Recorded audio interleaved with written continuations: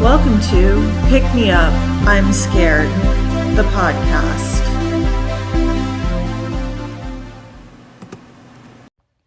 I'm your host, Madeline. And I'm your co-host, Kenna. All right, Kenna, today I have a question for you to kick off the show. Have you ever been burglarized? Oh, yeah. Okay, all right. Tell me about that. What happened? I lived in this place in Denver, where my car would get broken into kind of a lot. One time I threw in a garbage bag full of clothes to take to the Buffalo Exchange, shut my door, locked it, like literally came back inside for 30 seconds, and I came outside and the window was smashed and they had taken all my clothes I was going to take to Buffalo Exchange. That's a bummer. Yeah, so I've been burgled. Did you ever have to, call the police as a result of it to file, a police report or anything? No, I think... maybe one time, my registration was stolen out of my car and I had to call about it, but... Yeah, usually, if you have, an insurance thing or, something like that, you need a police report. It was such a long time ago where it was just, I think it was more just, a formality to be my registration is gone. Totally. Yeah, so where I grew up in Fresno, our houses and cars got broken into all the time. The thing I say about Fresno is that so yeah, someone will steal your shit, but it's Fresno, so you can just steal it back. It's pretty chill. And the general procedure is the cops show up a few hours after you call them. They take some notes. They help you file a report. You just need a copy of the report for your insurance company so you can get the window replaced or whatever. And that's kind of it. And then if your car gets stolen, in my experience, they usually recover it, but sometimes it'll be lit on fire by the side of the road when they find it. Cool, but not cool. Yeah, but I think a lot of people have this image of the cops where you call them and they show up and they dust the scene for fingerprints and take pictures of the broken window and send it all to a crime lab, and then they do empirical data to catch the bad guy by the end of the week or whatever. Like CSI? Like CSI, exactly. And it's, other propaganda type shows. Oh, God. We think there's this huge science to it and a sense of urgency, and the data's always there and it's always going to be right.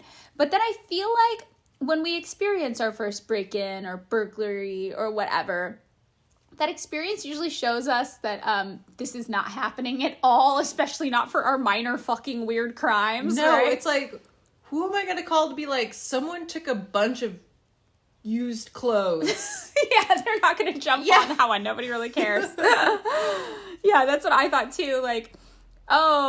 No, somebody stole the mega binder of CDs I had in the 90s. No. Nobody really cares about that. I could be there was a mix CD in there for my 9th grade crush. But, oh, that's a bummer. Yeah, I think, even with our disappointment, we do accept, though, this idea that at least for major crimes, there's that data evidence gathering happening, right? Maybe not just for our used clothes and old CDs, but if I was ever murdered, they would do that thing, right? Where they come in with all the science and try to solve it. I just thought it was true crime ladies with podcasts. They do. They're the ones that solve the crimes. Yeah. And we tend to think, though, they use all the science and it's empirical data and it's infallible and they will without a shadow of a doubt avenge us if we're murdered, right? I mean, I've only watched a couple episodes of Law and Order or something like that, or CSI. I really hate those shows so much, but that's what I imagine a lot of people think. I think so, yeah. So I was thinking about all of this and the propaganda and the CSI shows, and it just led me to today's topic, which is forensic science. Ooh! Yeah. So, Kenna, do you know what forensic science is? I believe forensic science is the science they use to see what happened in the past. If a crime was involved, or I believe, is there some forensic science that they use in archaeology to find out that someone was hit in the back of the head with a large rock? Yeah, I'm not sure if they would use it in archaeology or anything, but it definitely is the application of science to criminal and civil laws, and it's usually used during criminal investigations. So if they wanted to solve who murdered this guy with big rock in head, they might do it. Yeah. Oh, yeah, like Dexter. Okay, I used to watch Dexter, And that show, like, I mean, spoiler, Dexter is the murderer, but that's part of the show. And every episode he's like in the lab, like with all of these like science thingies, like beakers and computers and things that look like they're in a they would make him very smart. Yeah, he's a blood spatter analyst. Yes. That's his job. Yeah, that's a form of forensic science for sure. And forensic science also includes things like DNA and fingerprint analysis and ballistics and even like digital evidence collection, like forensic accounting to track down how a victim or criminal spent money. Like, you know, sometimes they do that. If someone's like reported missing, they'll like look at their bank accounts to see if they're still spending money, to see if they're really missing. Oh, yeah. Or they'll look at their like search history. Things like that. Exactly. Yeah. So have you ever seen the show NCIS? No. Okay, well, that's the only one of these crime shows that I've tried to watch, and it's basically just because there's a goth chick in it. Oh, okay. You know the one. Yeah, My grandma likes this show. It's so weird. A lot of older people really like the show. But the goth chick is there, and I'm like, I'm not sure why she's goth, but it's the only thing kind of saving the show. And she is like a forensic scientist, and she like works in a lab. But despite all of her awesome gothy outfits, her name is Abby. She's a prime example of this kind of propaganda about forensic science. It's propaganda designed to make us think that the police are great and they're doing everything in their power to protect us, even using science. Yeah. Yeah, and Abby is cool and smart. She's doing all sorts of like computery science things in her lab with like mega industrial music blasting at all hours of the day at super high volumes, right? Like, Abby wants to keep us safe, and she's processing, like, the perp's DNA as we speak to make sure he never harms another nice white lady again. And that's kind of like her thing, right? And she does it in demonias. She definitely does it in demonias. Also, like, random, I like, she's supposed to be super, super goth, and they, like, talk about her, like, going out all night to, like, these crazy parties. But then, like, in a Christmas episode, it's revealed that Abby is actually just super religious.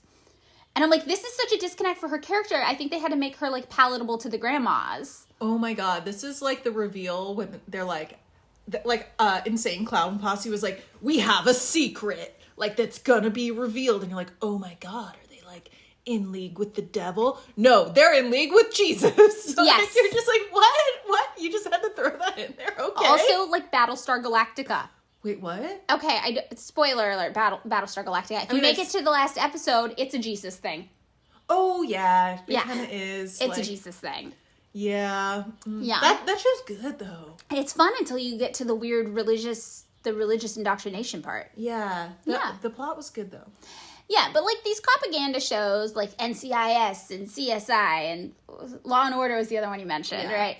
Yeah, they ignore all of the realities about policing in a place like the United States. They, are these police and TV shows that are totally different, super removed, and they paint cops as like a group of just brave, dedicated people who are trying to make public safe, and they care about our well-being, and they're just out doing their due diligence to catch the bad guys with a 100% success rate and data by their side to make sure they never get it wrong. Oh my God, there is one propaganda show I kind of briefly got into, and it's so stupid and problematic. Monk, where they're just like, it's kind of, but they make it seem like it's the cops who just are trying to, it's the cops who are just trying to solve everything, but the public doesn't want them to solve. I'm like, wait, what? Yeah. And there's one lone genius who can solve the crime. Okay, I know this is fucked up, but after I got my OCD diagnosis, I started watching Monk, and I know it's supposed to be like a bad representation of OCD, but I kind of related to him. I kind of did. I was like, I'm not supposed to relate to him, and I kind of like ignored all the cop part, and I just focused on like his life, and I was like, okay, this is really, I'm feeling represented by him, and then I went on the internet to be like, other people with OCD obviously are feeling represented by this man too. And the internet was like, no, we hate him. And I was like, why am I feeling okay with this and nobody else is? Okay, I just started watching the show because I think Tony Shalhoub is hot. Who's that? Monk. Oh, okay. That's a hot take. That's a hot take. I know, and Tom Sharpling wrote for it. Who's that? He does The Best Show, that call-in show that's been around for, like, ever. Oh, I don't know that one either. This is not a side of, like, media that I'm exposed to, I guess. But whatever the case, these are the shows they're telling us. The cops, they're on the case. They care so much. They're going to get it right. And then they're going to use all this science we don't understand. And it's going to be foolproof. And they're just going to solve it. Yeah, with quirky geniuses. With quirky geniuses like Abby and Monk. Yeah. And there's always something concrete at the end of each episode. Like the DNA is a 100% match. Or the perp breaks in the interrogation room. Like there's no room for error or bias here. Because the data speaks for itself. But of course, the police in our TV shows, they're not the same police we have, like, in real life on our streets. And if they were, we would all probably feel safer and happier when we see the police, like, out in public. In reality, though, only 26% of Americans, which is where we live in the United States of America, actually feel more secure or more safe when they see police around them. And out of that 26% average, it drops even lower if you're not white, obviously. White people rank in at 32% more secure when they see a cop. By contrast, just 5% of the black population of the U.S. feels safer when they see a police officer. And 60% of black people actually feel less safe, more at risk, more at harm's way if they see the cops around them. And for white people, even for white people who have a lot of privilege, the most predominant answer was that seeing cops just didn't make them feel much of anything at all, but certainly not safer. Yeah, it blows my mind when I've met people from other countries who are just like, oh yeah, in our country you can just walk up to a police officer and ask them for directions. And I'm like, wait, what? No, don't do that here. Don't do that here. Yeah, when I was a little kid, nobody taught me to, like, go to a cop if I got lost in a mall. It was like, avoid the cops. We were taught actually find a mom. Find a mom with kids if you're ever lost. Don't go talk to a police officer. And the mom with kids will help you find us. Wow, that's very smart. Yeah. All of this makes sense when you kind of look at the data of how policing works, especially in the United States, right? 24% of white Americans and 44% of black Americans say that either them or someone in their immediate family has been treated unfairly by the police. And half of white Americans say police use excessive force against black people. And 87% of black Americans agree. Black men have a 1 in 1,000 chance of being killed by police in their lifetime, making police murder the 6th leading cause of death for young black men in the United States. And 99% of police killings from 2014 to 2019 didn't result in any charges for the officers involved. So in 2021, police killed at least 1,055 people here in the United States, which is higher than in 2020, which was higher than in 2019. It's like an upward trend, just more and more people getting killed every year. And unarmed black people are more than 3 times as likely as unarmed white people to be killed by the police.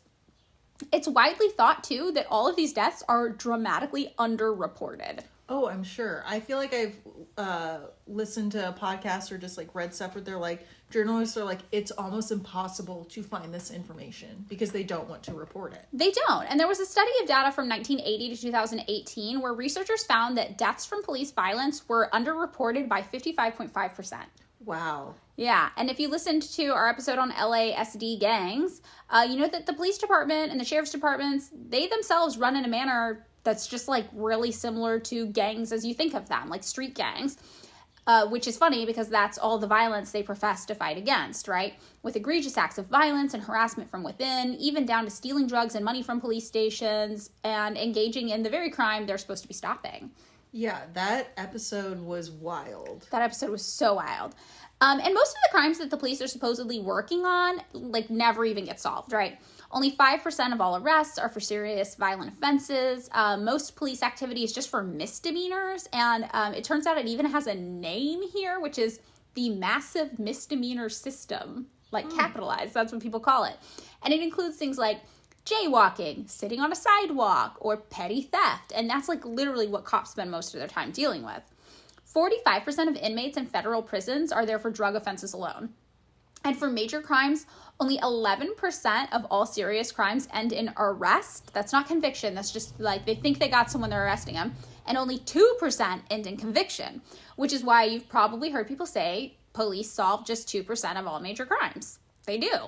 And for the service, policing costs taxpayers over $63 billion every year. Yeah, I was following the subway thing in New York City, and they're like, NYPD has a budget larger than many countries' military, yet it was not the police who helped capture the fugitive. Right. And 97% of the police budgets is literally just spent on police salaries, pensions, and benefits for the officers. So it's not the shiny advanced crime labs that we think of, like the glossy image of like the CSI crime lab when we imagining cops, you know, at the scene of the crime, swapping for DNA evidence to take back to the lab. Like, that's not where their budgets are really going. They're just going on paying themselves and having really sick pensions. Ugh. Currently, though, use of forensic science, it's pretty popular on major cases, but not so much in minor cases. So, like, you know, the breaking into your car and stealing the bag of clothes, they're not going to come out and dust for prints on that, probably speaking. They don't care about my missing CDs. I mean, you'd be better off just going to the Buffalo Exchange and being like, hey, if this shirt comes through, can you let me know? And they probably won't even let you know. Yeah, well, that's like in San Francisco when I lived there, bicycles got stolen all the time. And there was just like community bicycle report. You just kind of put it out there that your bike got stolen and everyone would be like, I'm going to find your bike. And that's how you got your bike back. If your bike got stolen, someone would literally find it, like almost 100% of the time. And sometimes if they saw somebody on it, there'd be a public shame campaign to stop them. They just yell like, that's a stolen bike. And other random bicyclists would be like, oh, stolen bike. And then everyone would chase on their bicycles the guy on the stolen bike and try to like capture him. It'd be like a street mob to get the stolen bike back. But yeah, so they have all these studies about how often they're actually like doing the forensic evidence route, not the public shame and screaming route, which like mostly took place in Denver. That's the example I'm going to use, which I know you can relate to because it's a big city in your home state, right? Yeah, I lived in Denver for about 3.5 years. Okay, so in almost every single homicide and the majority of sexual assaults in Denver, forensic evidence was collected. But collecting evidence doesn't necessarily mean they do anything with it. For aggravated assaults, robberies, and burglaries, they didn't really even collect data if it was there. So like in Denver, 5% of aggravated assaults, 7% of robberies, and 16% of burglaries involved the police collecting forensic evidence, which would be just like fingerprints, DNA, things left at the scene of the crime.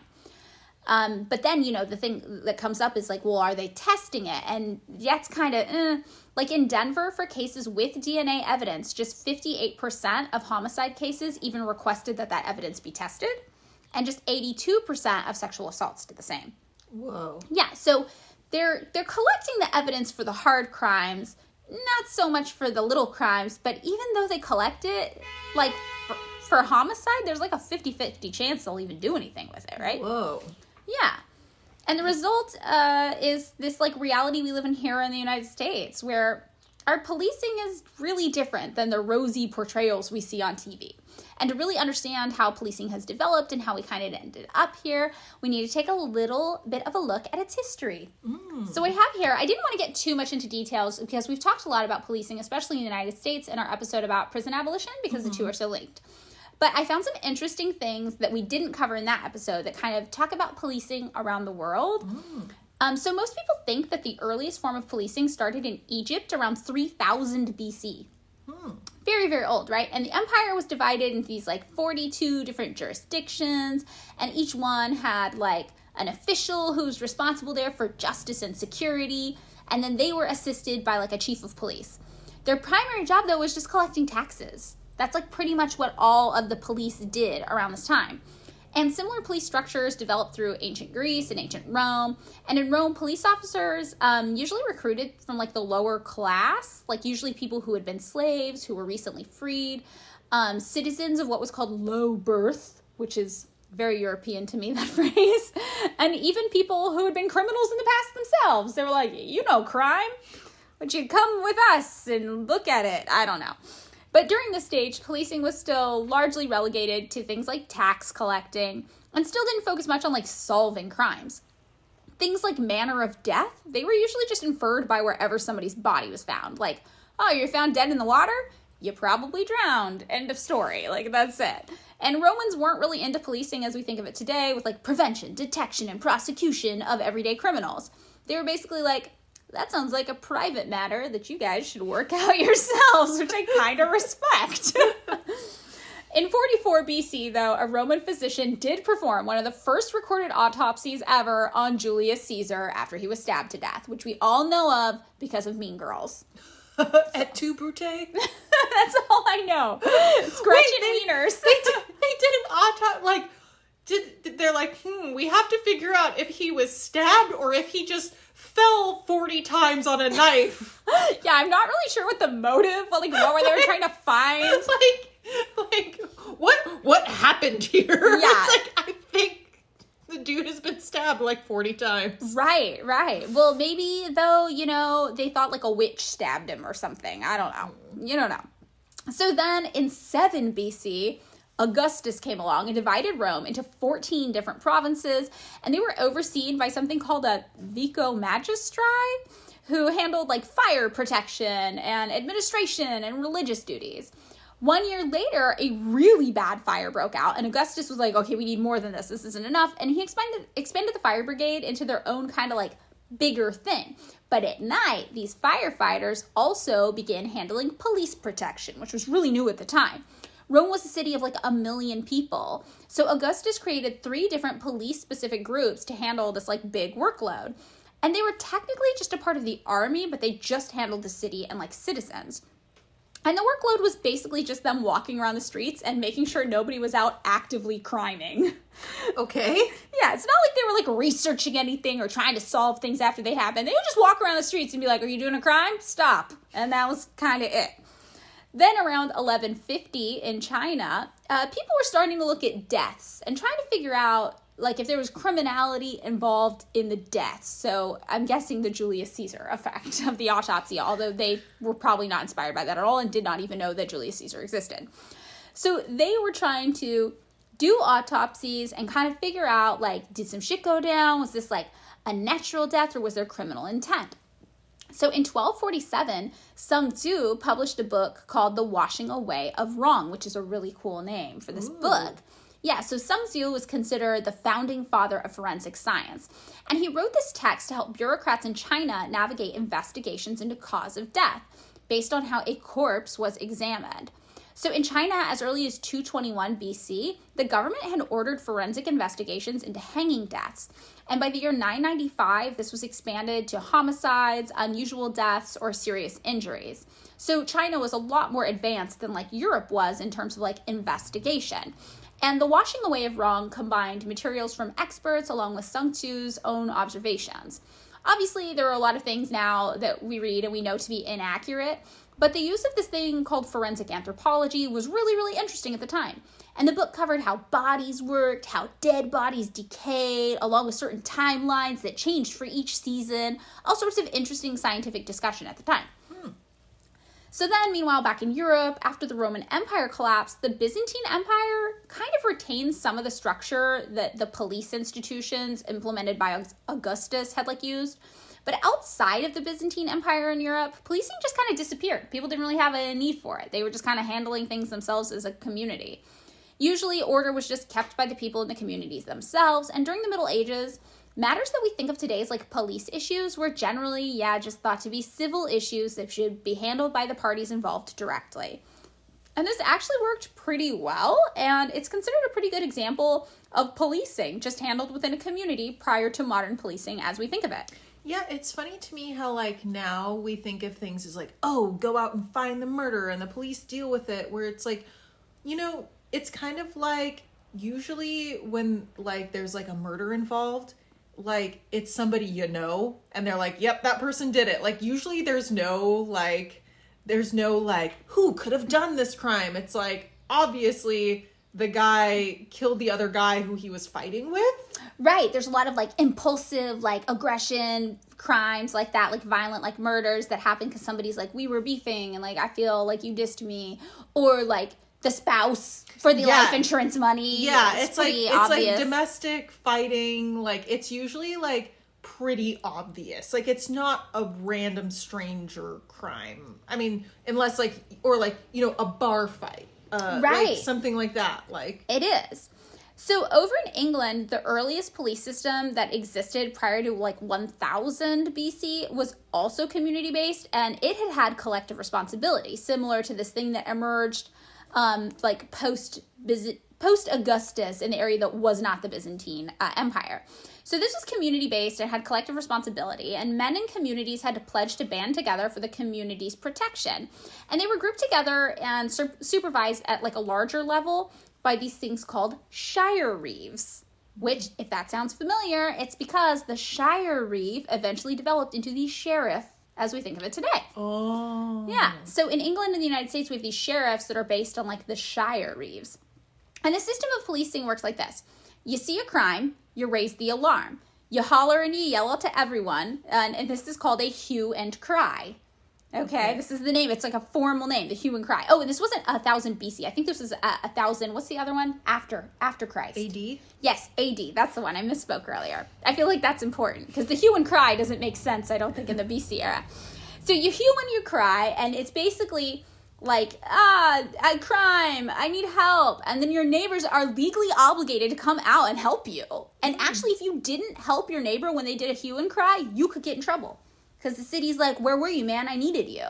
And everybody comes down and comes out of their houses and they're like, we're going to catch him. We're going to catch the guy who's criming you. And there wasn't really like a system for police trying to catch anyone or solve any cases after they had happened. But if you were not around enough people and a crime happened to you and you couldn't do a hue and cry and nobody would come running, it was your job to try to find the guy who crimed you later. And then you could be like, I found the guy who crimed me, and then do a hue and cry and be like, for an old thing that happened. Very interesting, right? So this was kind of going along pretty fine in Europe, actually, for hundreds of years. But then in the 1500s-ish through the 1800s, something new happened. And it was that thing that I call mercantilism, because my teacher had a weird accent in high school, but you taught me is actually probably pronounced mercantilism. Mercantilism? Mercantilism? You know what we're talking Whatever, the thing is. Yeah, the pre-capitalism money thing. And England started to see a new sector of moneyed merchants and traders who had goods of more value. So basically, now all of a sudden, out of nowhere, people had more shit than you. And it was shit you might want to steal. So these merchants and traders started to employ like private police forces of their own to look after their property. And this is when we really start to see that people who have more to lose like benefit the most from having a police force in their community. Up to this point, it had been the monarchy that controlled the ideas of policing for like their own benefit, like for tax collection. But now it was this new emerging middle class of merchants, and policing as we think of it today pretty early on shifted to protecting property. So like we talked about in our episode about the prison system, policing in the United States arose pretty similarly. However, the property, air quotes around that one, being protected here was mostly just enslaved people. So in Virginia and Maryland in the 1600s and 1700s, American slave codes were established that formally defined enslaved people from Africa as being property rather than humans, because our country's fucked up. As the British had established slave codes in Barbados to justify the practice of slavery and legalize the planters' inhumane treatment of their enslaved Africans, Americans established really similar ones here in the U.S., like inspired by that. And it was to establish policing via slave patrols to enforce these new laws that harshly regulated what enslaved Black people could and could not do. Slave uprisings were a constant issue for plantation owners and the wealthy. And the police were on the sides of the property owners and were there to try to control enslaved Black people and make sure they didn't rebel or riot, or if they did, to kind of squash the rioting. And the first slave patrols happened in the Carolina colony in the early 1700s. But by the end of the century, almost every single slave state had these patrols. And these police were tasked with apprehending escaped slaves and returning them to their owners, unleashing terror to deter potential slave revolts, and also for disciplining slaves outside of the law for breaking plantation rules. In the South, slave patrols were a government-sponsored force of about 10 people, well-organized and well-paid to patrol specific areas to prevent crime and insurrection, specifically by enslaved Black people against the white communities there.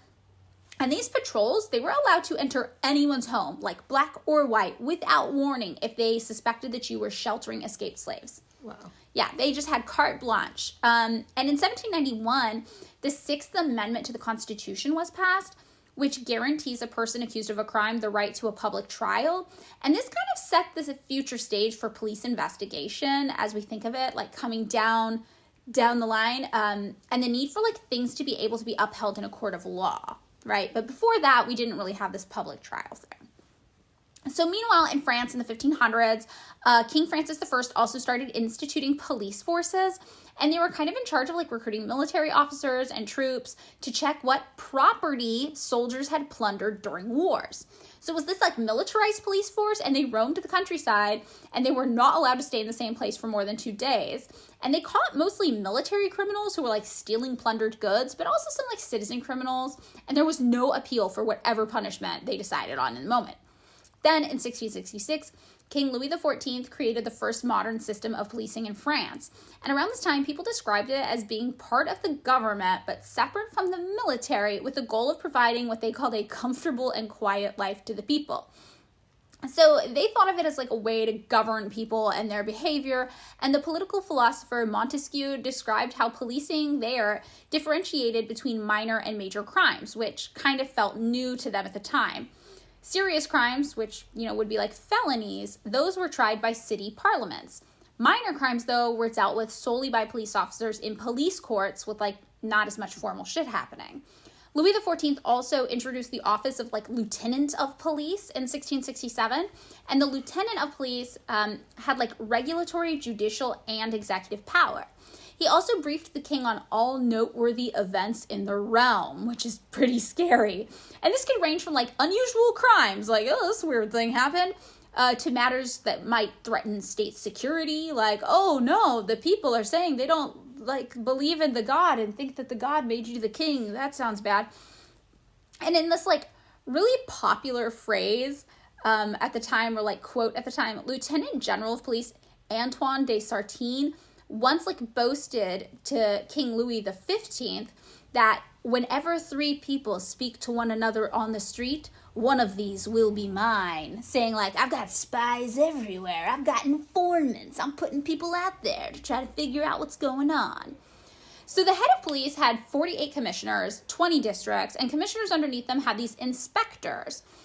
Inspectors, not like how we think of it, they weren't actually, like, researching much, but they were doing the, like, people on the streets undercover, trying to make sure nobody was going against God or the king.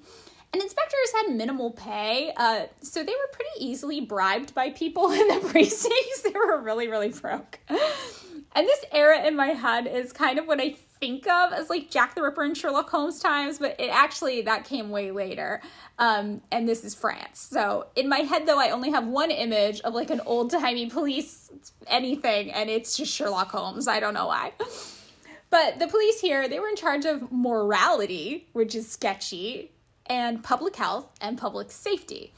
And the 3 inspectors responsible for public safety, they actually secured more arrests in this time period than every other police officer combined. So they would roam the streets at night with bands of police to perform mass arrests. And their policing at this time revolved heavily on profiling, eyewitness accounts, and secret informants, which were usually sex workers.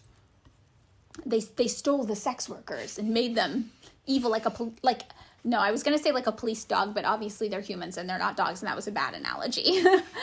But by the year 1800, France had a police commissioner in every town with a population of at least 5,000 people. And in cities of over 100,000 people, there was a general police commissioner who recruited their own like personnel.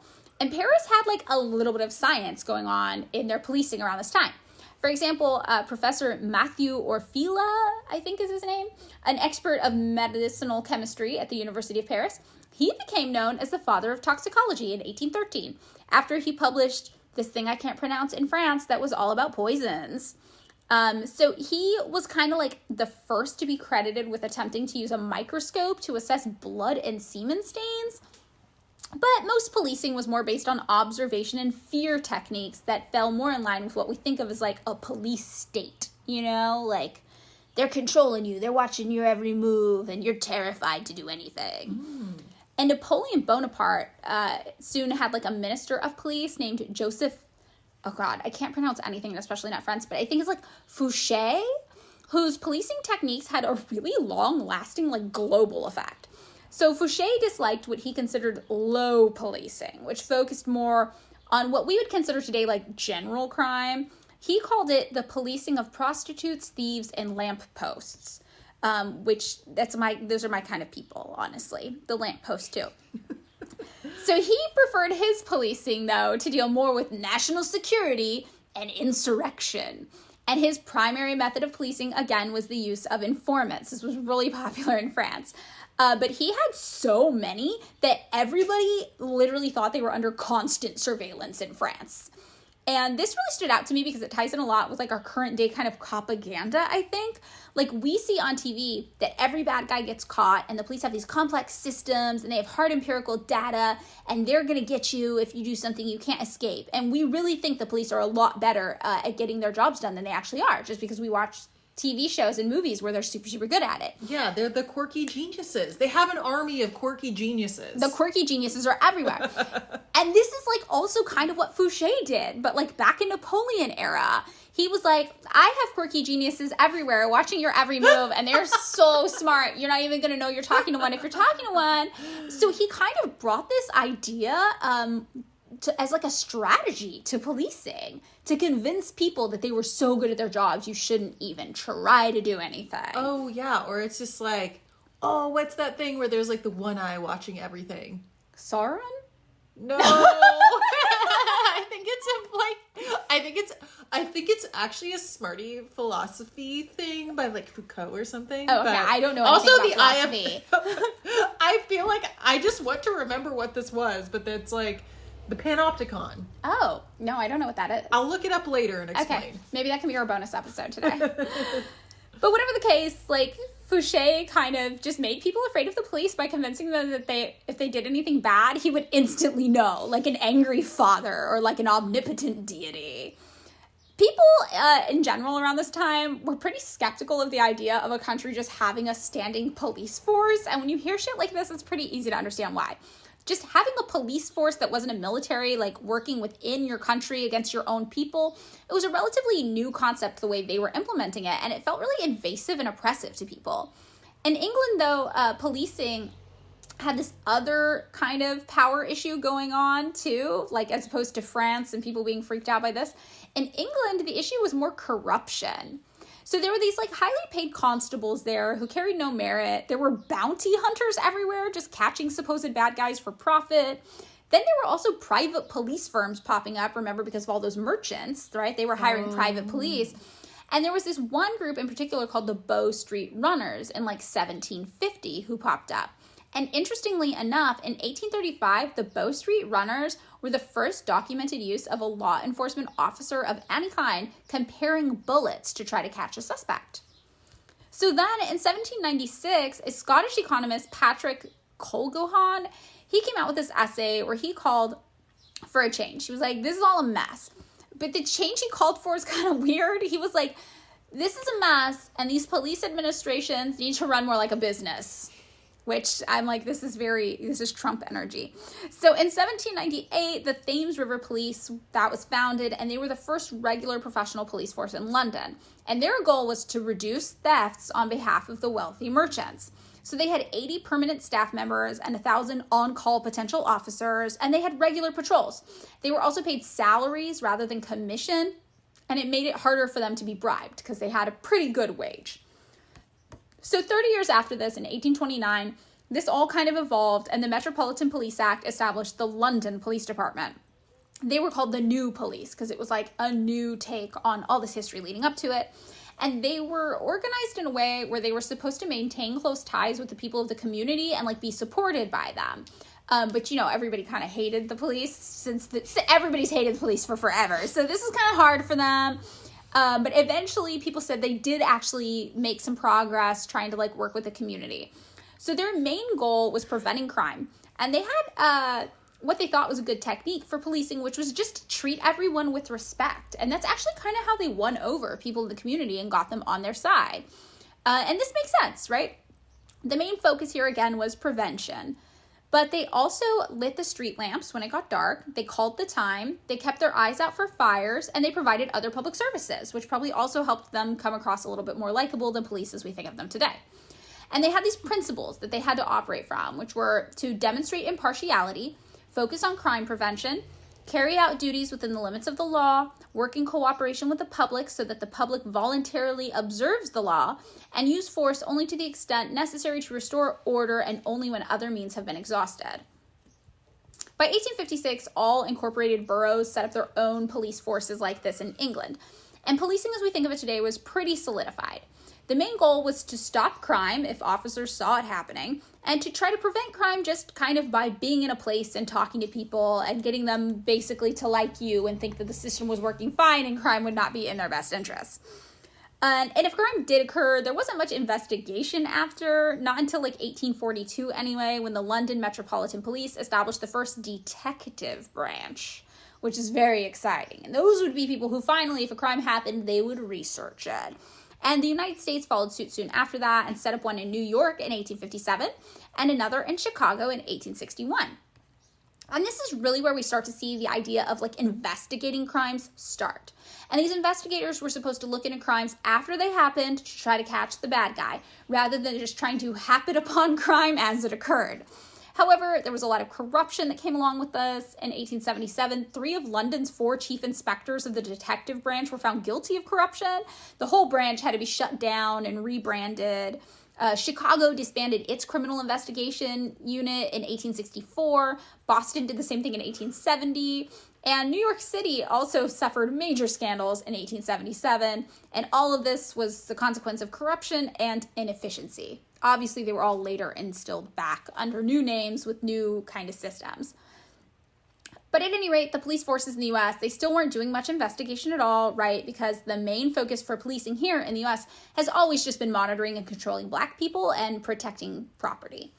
So while slavery had formally ended, a loophole in the 13th Amendment made forced labor legal if the person had been caught committing a crime. And we still have that today, obviously, which is why we have so much prison labor here in the U.S.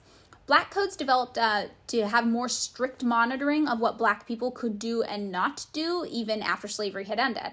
So in the 1880s, new forms of Black codes, which are usually called the Jim Crow laws as we think of them, started to pop up, especially all over the South. And these codes dictated where Black people were allowed to go, what they were allowed to do, how they were allowed to earn money, like everything. And if someone was found violating one of these ultra-specific Black codes that controlled all of your moves every day, the police could put them in jail, where forced labor was allowed again. And we touched on this again in our prison episode, but some freed former Black slaves were found guilty of bogus crimes under these Black codes, then put to work against their will at the very same plantations they had recently been released from.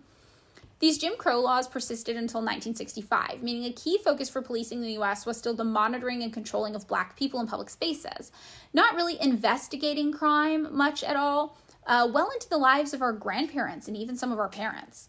Now we don't have Jim Crow laws, but our police system still stands like built on the legacy of monitoring Black people and putting them in prison to do labor against their will. Like that's our whole prison system thing. And while all this was kind of happening here, in England, investigation was starting to take off and play more of a role in policing, even though it wasn't super developed in terms of methodology. There were some developments, things like determining time of death based on the condition of a body. Or they found out that you could test surfaces for blood with hydrogen peroxide. Or you could view differences in hair. But not a whole lot was really happening or taking off. Still, some members of the public were fascinated with this relatively new idea of an investigator. Charles Dickens in 1852 wrote the novel Bleak House, and that was about a fictional detective, inspired by a real detective named Charles Field. The novel was kind of revolutionary in that it lured the reader into trying to solve the crime as though it were a puzzle through the eyes of the detective, and dozens of stories soon followed with detectives as the heroes trying to piece together evidence to solve a crime. It was kind of fun for the reader to do, like a puzzle. And in 1868, the first true detective novel was published called The Moonstone, written by Wilkie Collins. And of course, in 1887, we saw Sherlock Holmes enter the cultural lexicon, written by author Sir Arthur Conan Doyle. And Sherlock Holmes was a brilliant observationalist, a quirky genius, right? Who solved crimes with pure intelligence of his own making. Fuck. God, all these fucking quirky geniuses. They're everywhere. But it kind of makes me feel good to know that working class readers originally hated these fictional detectives because they hated the police. Middle-class people were reading this like, oh, maybe I too could solve a crime with my quirky intelligence, right? And working-class people were like, the cops? Fuck them, right? They knew the police served a primary function of looking after middle-class property, and specifically the property of like these moneyed merchants. So they were originally not into this at all. But as early as 1866, they started to come around because penny dreadfuls, which were those cheap horror books, began to kind of turn the working class in favor of the detective too. One story, The Boy Detective, was a 72-part serial designed for children that explained modern investigation techniques at the time, which included things like checking the ground for footprints, looking for clues, and checking for bloodstains. However, these investigation techniques were no match for unpredictable crime, which is, of course, super rare and doesn't happen that often. But it did happen in 1888, and that's when we saw the serial murderer Jack the Ripper hit the streets. That's where I knew you were going. Also, one of my favorite graphic novels. Is about Jack the Ripper? Yeah. Oh, gosh. Oh, the movie, it came out, it had like Johnny Depp in it, I think. I remember, but I don't remember. From Hell. From Hell, yes. Yeah, it's like an unfortunate detective story, but it's like a really good interesting graphic novel. Yeah. Yeah, the media about the detective is really interesting to me because it was like early propaganda. Right? The books and stuff. Okay, so Kenna, do you want to like explain Jack the Ripper? Oh, explain Jack the Ripper? Oh, yeah, like in like the 1800s, like when you think of like 1800s England, I did a very bad English accent. There was like a serial killer who targeted sex workers and left really creepy messages, kind of like the first modern serial killer, if you will, and the vein of like the Zodiac killer, who would like leave creepy notes and send them to newspapers being like, catch me if you can, like, ha ha ha. Yeah, so basically there are 5 women who are like, most people agree definitely were Jack the Ripper victims, but there could have been more. Nobody is really sure. And in September of 1888, this was going on, and Inspector Frederick George Aberline, or Aberline, I'm not sure, was brought on to take control of the investigation. So this guy had been a detective for 14 years in the district where the murders were occurring. But the investigation unit was still relatively new. It wasn't really equipped for a crime like this. They didn't have any modern investigative techniques available, and the media wasn't utilized at all to generate leads. While cameras were developed at the time, only one of the victims, Mary Kelly, was photographed at the scene of the crime. However, the motive for doing this was just really bizarre. Investigators took pictures of her eyes because they thought maybe the final image she saw would be preserved on her retina. Wow, so Victorian. Right. It's very strange. And obviously that did not work. They also hired freelance local photographers to photograph the victims afterwards just to be used to identify them, but not for the sake of any studying. And for 3 of the victims, the crime scenes weren't ever even photographed. So additionally, in 1880, which was 8 years before this was happening, Dr. Henry Faulds, a Scottish physician, had published a study showing that fingerprinting might be a possible way to identify people.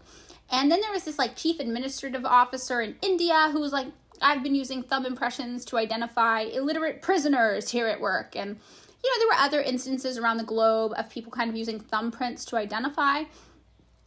And in 1883, Mark Twain had written this book where a murderer was identified via fingerprint. So fingerprinting technology was definitely something that people were talking about, but investigators didn't use it in the scope of the Jack the Ripper case at all. They actually kind of thought it was hogwash and that it would be embarrassing for them to even mention it.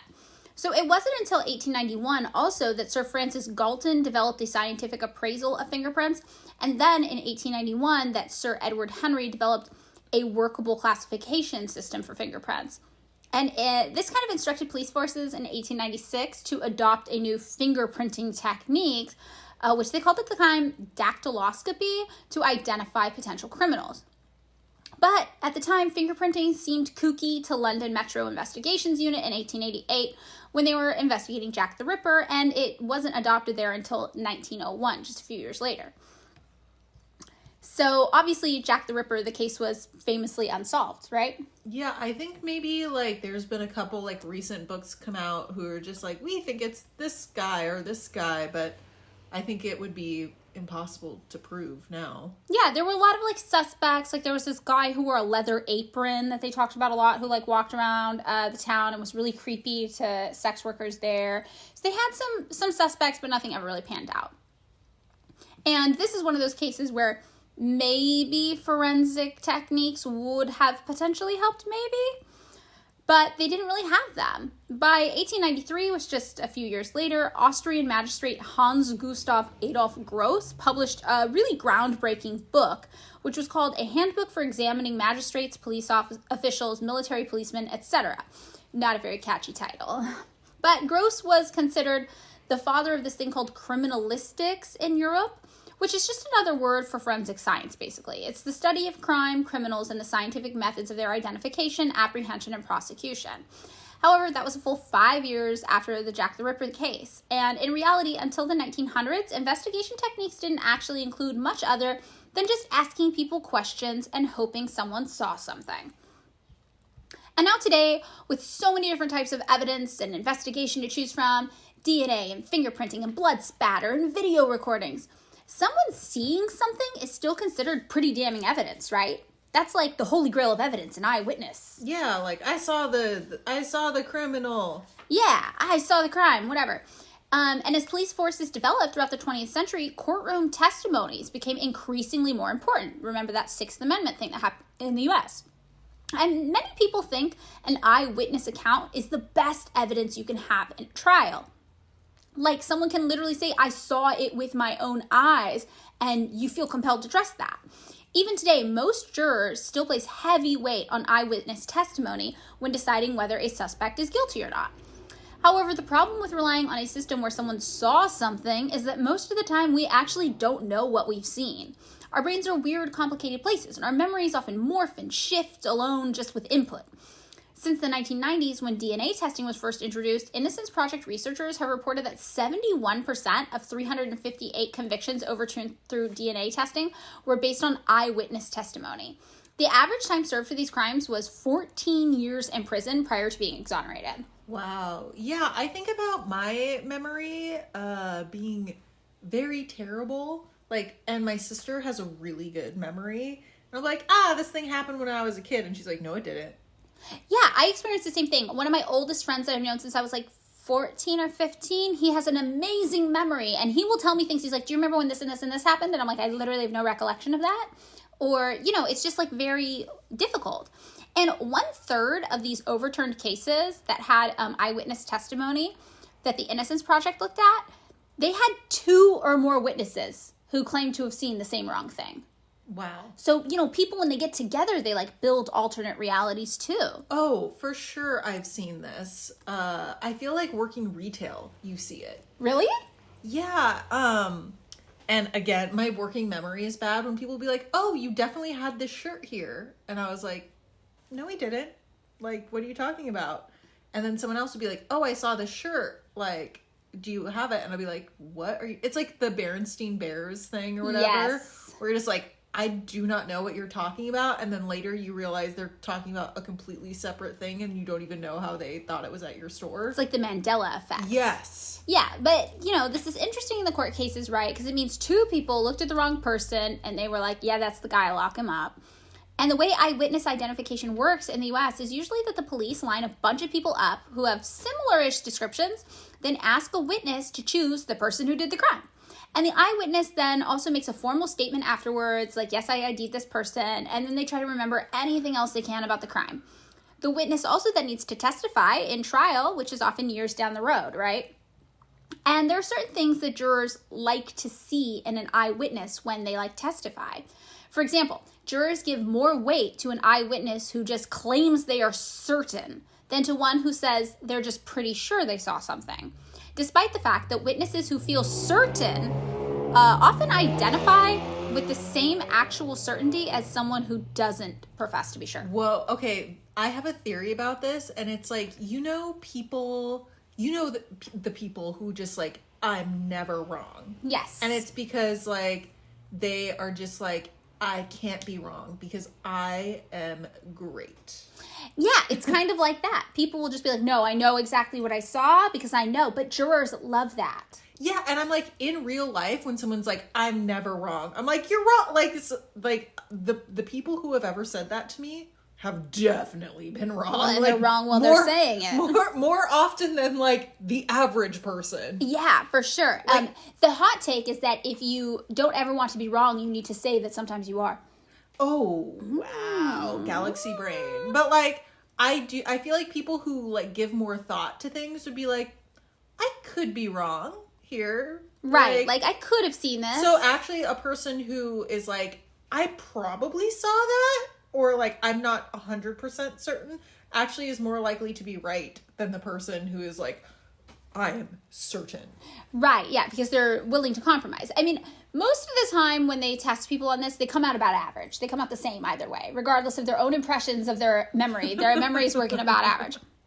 So in reality, saying, obviously, like you said, like, I'm not certain about what I saw, like, I probably saw this, that would be the more accurate truth because our brains don't work like video recorders, right? We can't just choose to replay an incident in our mind and boom, there it is, clear as when it happened. In actuality, researchers have found that we're actually just constructing our memories every single time we experience them, and every time we construct them, they might be a little different.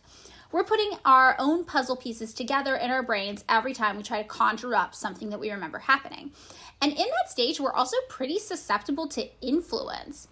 Like a lawyer alone can alter an eyewitness testimony in court because fragments of the memory may unknowingly be combined with information provided by the lawyer, leading to inaccurate recall. Yeah, it's like, you know, when they say, like, just by observing the experiment, you affect it. Yes, exactly. And there have been countless studies where researchers have actually created false memories in people. Oh, yeah, just, you know, satanic panic. Right, exactly, yeah. And the kids are like, I remember this happening. And then you look and there's no evidence that it actually happened. Mm-hmm. By the end of this one study, participants were certain that memories they had were real, but they'd been totally invented by the experimenters. There's a Scientific American article that talks about this, and it says, in one well-known study, Elizabeth F. Loftus of UC Irvine and her colleague Jacqueline Pickrell gave subjects written accounts of 4 events, 3 of which they had actually experienced. The 4th story was fiction. It centered on the subject being lost in a mall or another public place when they were between 4 and 6 years old. A relative provided realistic details for the fake story, like a description of the mall at which the subject's parents shopped. After reading each story, subjects were asked to write down what else they remembered about the incident, or they could indicate that they didn't remember it at all. Remarkably, about 1/3 of the subjects reported partially or fully remembering the false event. In 2 follow-up interviews, 25% still claimed that they remembered the untrue story, a figure consistent with findings of similar studies. I fully believe this, because just from having, like, family members and being, like, frankly, a meaner older sister to my sister, and just be like, oh god, I can't remember, like, being like, yeah, that didn't happen, like, when we were kids, like, Mom, she, like, did this and said this mean thing to me. I'm like, oh no, remember, we actually did this, and she'd be like, okay. Oh, wow, child manipulation. Which is, like, now I'm like, I can't believe how mean I was as a kid. Kid on kid crime. It was. I'm sorry. Well, I'm sorry to my sister. She knows we're buddies now. I think you're the person who first made me feel okay about being mean to my stepbrother. Because when I was little, I had a stepbrother, but I only lived with him for 6 months. And I remember one time I hit him across the face, and I felt so bad about it. And we were both kids. He was a baby. I was a little kid. And I was like, I'm a terrible person. I abused this baby. Like, my whole life I carried that with me. And then I told Kenna, I told you one day that this had happened. I was like, this is the most shameful thing I've ever done in my life. And you were like, I fucking locked my sister in a closet and beat the shit out of her all the time. That's just what siblings do. And I was like, oh, thank God. Yeah, like, honestly, my mom was like, I thought you kids were bad, until she was like, and then when we moved, my friends' kids would, like, all the time break each other's bones, throw each other down the stairs. I was like, I never did anything that bad. Like, yeah, my boyfriend also said he had this one story where his parents put him and his sister in like karate classes or something, and they were like, this will be like a bonding experience, but he just did a high kick to his sister's face and broke her glasses. Yeah. Oh, I think that instilling a false memory in your younger sibling is probably... I know, I'm like thinking about that now, and I'm like going back to that, I'm like, maybe I am a psychopath. No! Kenna the psychopath? No, I think it's not that big of a deal. But it's like, when you're like, I know, the shame of childhood, honestly. Oh my God. So, okay, another thing that can, like, alter how people remember things is just the conditions they're in when they're being asked to remember something. So a good example of this is like a lineup. So in one 1985 study, a traditional lineup of several suspects at once was tested in comparison to just showing faces from a lineup one after another in sequential order. The sequential lineup actually had more successful indication results, but people also selected fewer successful picks overall. So in some ways it was better because they were more accurate, but in other ways it was not as good because they were less likely to make any ID at all. Yeah, because if a bunch of people look the same... And you see them and you're like, what if someone who looks more like him is coming up? Yeah, like, not a lot of it makes... Like, to me, it's just like, a lot of that would be like, are they in the same vicinity? Yeah, it would just make... I feel like I would need a lot more information than just looking at someone, because I feel like I have a hard time recognizing people a lot of the time. Yeah, me too. I've got poor facial recognition skills, and I usually rely on how people style themselves, like their hair or their makeup or how they dress to identify people. Yeah, just think about during the pandemic when everyone was wearing masks and you'd like see someone in the supermarket and you'd be like, who the fuck is this person? That's how I always live. Because the face does nothing. It's just the hair. If you got the hair, I can guess who you are. So if you had a hard time identifying people with a mask, welcome to my brain every day. So there's also this thing called the misinformation effect that will kind of alter how you remember events. And there's been like a series of studies on this. And it shows that if you're presented with information after an incident has occurred, whatever happens afterwards will taint your memories of that incident too. And lots of like examples of this would be ways that eyewitness testimony can be influenced by, maybe afterwards, like this one example was a picture of like a red car in front of like a yield sign. And then investigators, or not investigators, in this case it was like scientists, they would show this picture to people and then be like, what color car was in front of the stop sign? But it wasn't a stop sign, it was a yield sign. And then that they found would actually alter people's memories of the image, and they would assume it was a stop sign. So like in a criminal kind of perspective, let's say something happens to you and then a police officer comes up and they put something in your mind. They're like, well, what color shoes was he wearing? And like maybe it could have been a woman, or maybe you weren't sure about the gender, but just because the police officer says that, you'll be like, oh yes, him, the man wearing these shoes. So like something like that could affect how you remember it.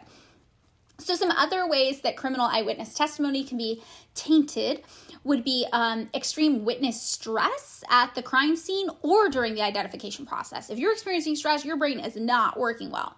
Another thing might be the presence of weapons at the crime, because that causes more stress and also distracts you from looking at the person. You're looking at the weapon.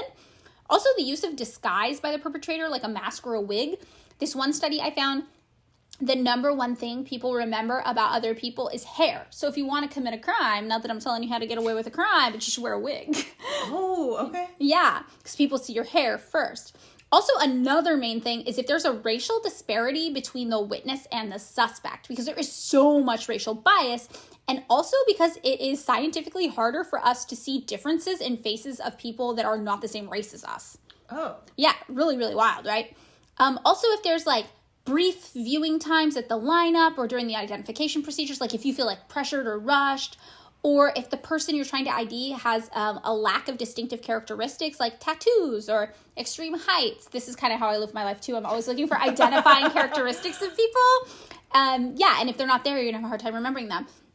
Or also if there's just poor viewing conditions, like you were far away or the lighting wasn't great. Yeah, if someone knocked off my glasses, I would have no idea. So overall, uncertainty, bias, and confidence are all things that can influence our sensory experiences, like any sensory experience, and that includes vision. Interestingly, in uncertainty and bias, they usually work together. So whatever we're uncertain of in our brains, we process as missing information. And then our brains just kind of tend to fill that in with whatever makes sense to us.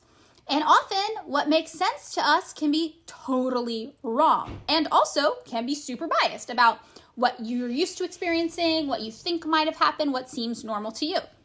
On the flip side, though, if you're too confident, it just makes you unaware that your brain has filled in gaps in its own memories with this type of biased thinking. As one researcher explained, declarations of high confidence mainly tell you that an individual has constructed a coherent story in their mind, not necessarily that the story is true. Wow, yeah. I was reading this book one time. It was actually about marketing. Oh. And it was like, this is what your eyes really see. And it was kind of like Swiss cheese, where it was like a picture of like a park. It's like what you think you see, and it's like a picture of a park. What you actually see with your eyes, and there's like all these like holes cut out, and they're like, your brain just fills in the rest of that information. Yeah, kind of like when you're reading words and they're all spelled wrong, or like jumbled, and you still know what the sentence is saying. Yeah, that's like, I feel like I'm a little bit of a speed reader, and my mom is one of those people who's like took a speed reading class and was like she can read a book in like one day. Wow. It's wild. And she was like, yeah, you just like, you don't read the middle of the word, you just know what's going to come. I was just like, whoa, yeah. Yeah, like the general shape and size of the word, you put it together. And we do this with our memories, too. That's like that. I had to take a book in my college journalism class that everyone was like, oh, we're getting this book, The Media is the Message. And they're like, the teacher's like, no, look at the book. Look at the book title. We're like, the medium is the message. And he's like, no. And we look again. The medium is the massage. And we're like, we like literally, it took us all like a long time to see this. Was it called that on purpose? I think it was originally an error, but yeah, it was like meant to show like bias in reporting and how easily you can like manipulate people with questions. That's why the way a question is asked in polling is very important. Yeah. Because you could be like, let's say you want to measure, I don't know, satisfaction with the country, but you can make a leading question being like, why are you so dissatisfied with the country? So it already assumes you're dissatisfied. You know, why are you so dissatisfied with this person? Maybe you're not dissatisfied at all, but you'd be like, oh, well, I have to come up with a reason now to say I'm dissatisfied because I'm talking to this person. It like creates a seed of like, it's really easy to manipulate polls just in the way that they're worded. A similar thing to that too that they found is that when you're arguing with somebody, it forces you both into more extreme opinions. Yes, we were just talking about this. Yeah. Oh, okay, I don't remember if we talked about it in an episode or not, but yeah, very, very similar. So, you know, the whole issue with this, obviously, is that when we're super confident that we can identify someone who harmed us, and we're not actually that confident, or we've been manipulated in some way, and our memories aren't quite reliable, it leads to very real repercussions for people on the other end of this. One example is a sexual assault case from November of 2004. A teenage girl was walking to a friend's house, and a man threw her into the bushes and assaulted her. She punched him in the face multiple times. She broke free. Very happy for her. And a man passing by saw what happened, and he kind of was like, oh, okay, I'm going to help. And then both the girl and the man, after this incident, felt that they could confidently identify the assailant. And they described him as white, brown hair, mid-20s, about 5'10", medium build, with a goatee. So the San Diego Sheriff's Department detained a 25-year-old construction worker matching the description, and his name was Uriah Courtney, and they presented him in a witness photo lineup for both the girl who had been attacked and the man who saw it happen. And these were presented with 5 other men, just like photos on a page, and it's called a 6-pack.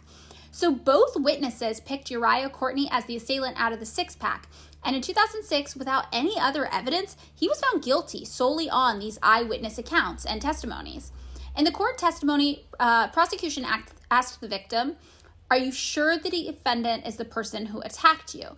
And she replied, yes, I'm sure.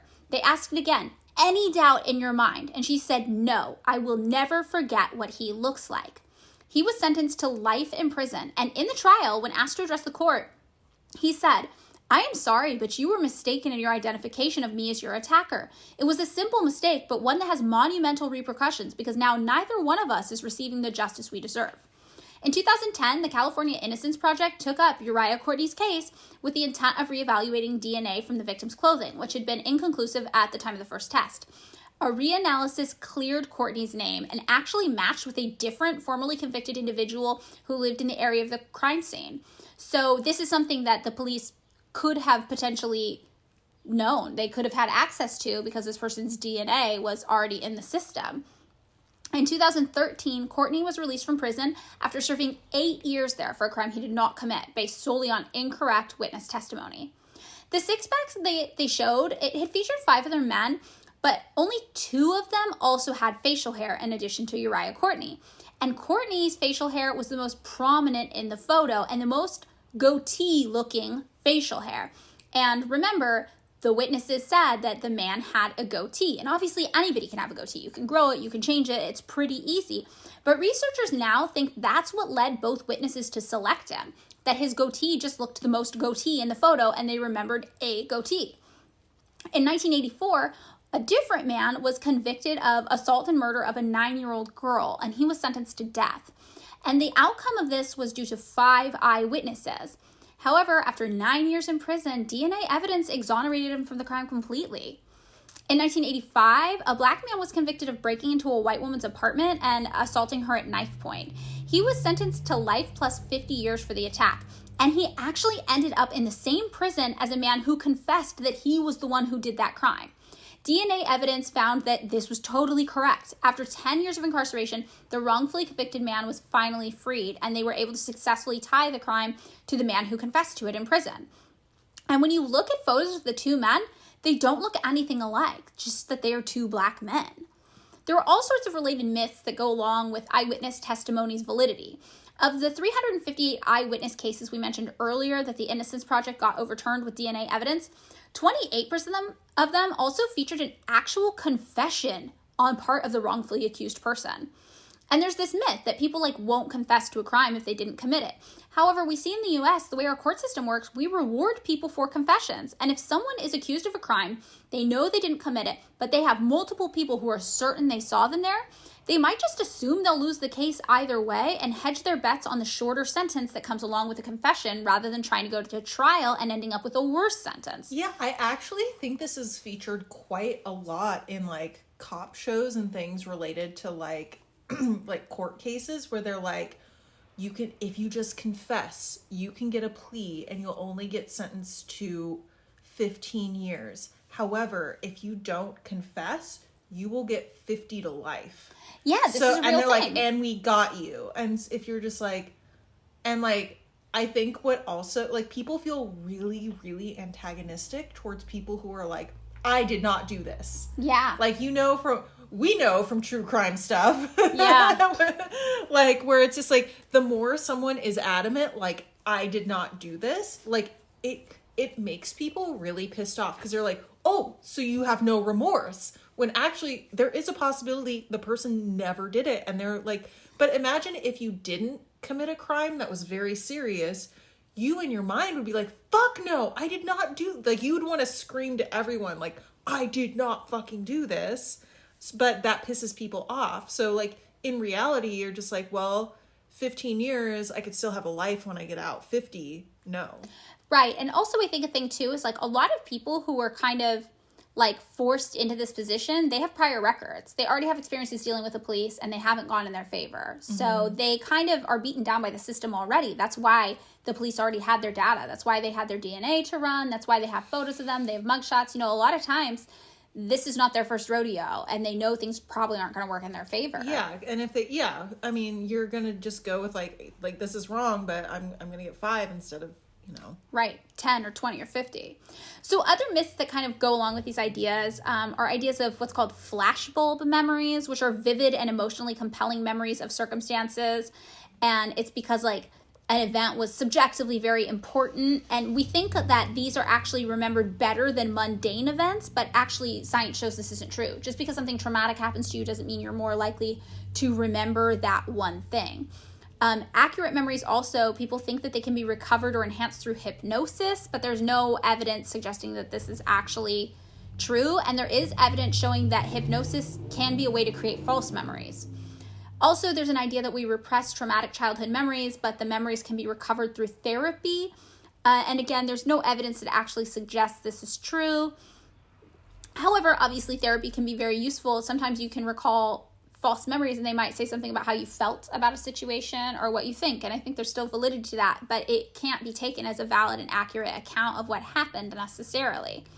There's also the idea that lie detector tests can reliably detect deception, which we know definitely is not true. Oh, that is not true. I saw something on TV about this where there was this guy who like used to work for the government doing like lie detector tests, and he was just like, this is bullshit. So he went out and made his own company to teach you how to lie on lie detector tests, because he's like, they're such bullshit. He's like, I will show you how to pass any lie detector test, and this is his job. Yeah, literally they just make you like they monitor how nervous you are, right? And then they compare your baseline question nervousness to how nervous you are when you answer other questions. Huh. Yeah, so if you lie on your baseline, you can lie on the whole thing. And if you're just really, really calm, you'll probably do fine. Another one, too, is this idea that children make good eyewitnesses. And the reality isn't that, like, children have bad memories. The reality is that children are more easily led and manipulated by adults during the room with them because they really want to give the right answer rather than a true one. They're not really motivated by what's true or false. They just want to make the adults happy, which also goes in with the satanic panic stuff that we were talking about. So this has all kind of happened, and a lot of the stories that I mentioned earlier, we could see that there were crimes that occurred in the 80s that are now getting overturned thanks to DNA evidence, which is a type of forensic science, right? And this all sounds good. And we know that older modes of catching the bad guys or whatever the fuck actually don't always catch the right person. And a lot of this has to do with biases in our brain. In 2020, 42% of people on death row were Black, and of the 185 people exonerated from death row since 1973, the majority were Black people, despite the fact that Black people in the United States only make up 13% of our total population. And that shows conclusive bias in our judicial system. We also know that the death penalty is more likely to be used in cases where a white person has been murdered. People convicted of killing a white person are executed at 17 times the rate of those convicted of killing a Black person. Since 1976, when the death penalty was reinstated, nearly 300 Black people in the United States accused of murdering white people have been executed. But in a world where half of the nearly 3,000 people exonerated since 1989 in total were Black, how many of those Black people sentenced to death were innocent and just killed by the state? Innocent Black people are 7 times more likely to be wrongfully convicted of murder than innocent white people, and it takes 45% longer to clear innocent Black people who've been wrongfully convicted than it would a white person in the same situation. On average, Black people who were wrongfully convicted and are on death row spend 14 years wrongfully imprisoned before they're cleared. Ugh. And a big part of this is that DNA testing suffers from a massive backlog of unprocessed DNA samples from crime scenes. According to justice.gov, too often crime scene samples wait unanalyzed in police or crime lab storage facilities, and that's for murder and sexual assault cases, which means they're definitely not taking DNA samples because your house was broken into or are too eager to exonerate wrongfully convicted people currently in prison. DNA evidence is a massive tool in clearing wrongfully convicted people, especially in the work that the Innocence Project has been doing. It's really good at excluding people from certain crimes. And it kind of has the highest accuracy rate of any forensic science, coming in at around 95% accurate overall. In fact, lots of experts say DNA is the only forensic science that has any place in a court system. Yeah, I have also heard that fingerprinting is basically this, like, debunked. Yeah, we'll get into that. That one's really interesting. Oh, you'll tell me more. Yes. But the thing about DNA evidence is even though it's comparably pretty accurate, it's not actually so good all the time at linking people to crimes. Like, it's really good at exonerating you, but sometimes it does, like, false positives. So even though experts say, that it's 95% accurate overall, it's contingent upon the proper handling of samples. And it usually also just involves comparing the suspect's DNA to DNA from the perpetrator found at the scene of the crime. But that only works if the DNA sample is big enough and has been properly handled and not contaminated. So DNA profiles are generated from the 0.1% of our DNA from person to person that's unique, because we're all 99.9% identical to each other from a DNA level as humans. And fun fact, we are 99% similar to chimpanzees. So the more genetically closely related to a person we are, the more similar our DNA is going to be. But, we're not working with a wide range of differentiation between us all. So when one woman was murdered in 1988, DNA testing done in 2002 found her killer. Only it wasn't her killer because it was a literal child who wasn't even alive in 1988. Awkward, right? So then they were like, oh, that's weird. They took samples instead from the kid's family members who were probably pretty close genetic matches, and eventually his uncle confessed to the crime. And that's because DNA profiles are often not clean enough or clear enough to conclusively identify an individual as a positive. Like, yes, this DNA matches this other DNA 100%. It's pretty easy to see when someone is not a match if it's obvious enough, but an ideal conclusive yes would have to be from a sample that's super complete and contains at least 16 different markers. When DNA is damaged, like exposed to moisture, extreme temperature, not all of those markers will be available, and forensic scientists can only generate a partial profile. An incomplete profile might only tell you a few things, like this person had brown hair, this person had the gene that says cilantro tastes like soap, whatever. So obviously these partial profiles can match with like a lot of people. And that's not even taking into account the fact that sometimes DNA samples combine DNA from multiple people in one sample. What DNA provides is a likelihood ratio. Like, how likely is it that this DNA at the scene of a crime came from this person who is our suspect? But that's too complicated for most jurors to understand. It's kind of in the weeds, and they've been watching Abby from NCIS listen to techno in her lab and come up with what the show calls a 100% conclusive DNA match all season long. There's this group called Euroforgan, which has a researcher, Denise Sidercombe, who's based at King's College London. And Denise Sidercombe says, "We all enjoy a good crime drama, and although we understand the difference between fiction and reality, the distinction can often be blurred by over-dramatized press reports of real cases. As a result, most people have unrealistic perceptions of the meaning of scientific evidence, especially when it comes to DNA, which can lead to miscarriages of justice." So these miscarriages of justice can occur even when there are partial matches, just because of how our court system works. It doesn't have to be perfect. You just have to convince a jury that it is. In one case, a man with Parkinson's who was unable to walk unassisted for more than a couple of steps was convicted of a burglary that he could not have possibly done based on a partial DNA match. His lawyer had requested multiple times to have more DNA tests to exonerate him. In 2011, one man's DNA matched with a sample taken from an assault victim in a city 200 miles away from where he lived, which he had never visited. And it turns out there was just a mistake in the lab. They had a sample of his DNA from a totally different incident and just kind of mixed them up.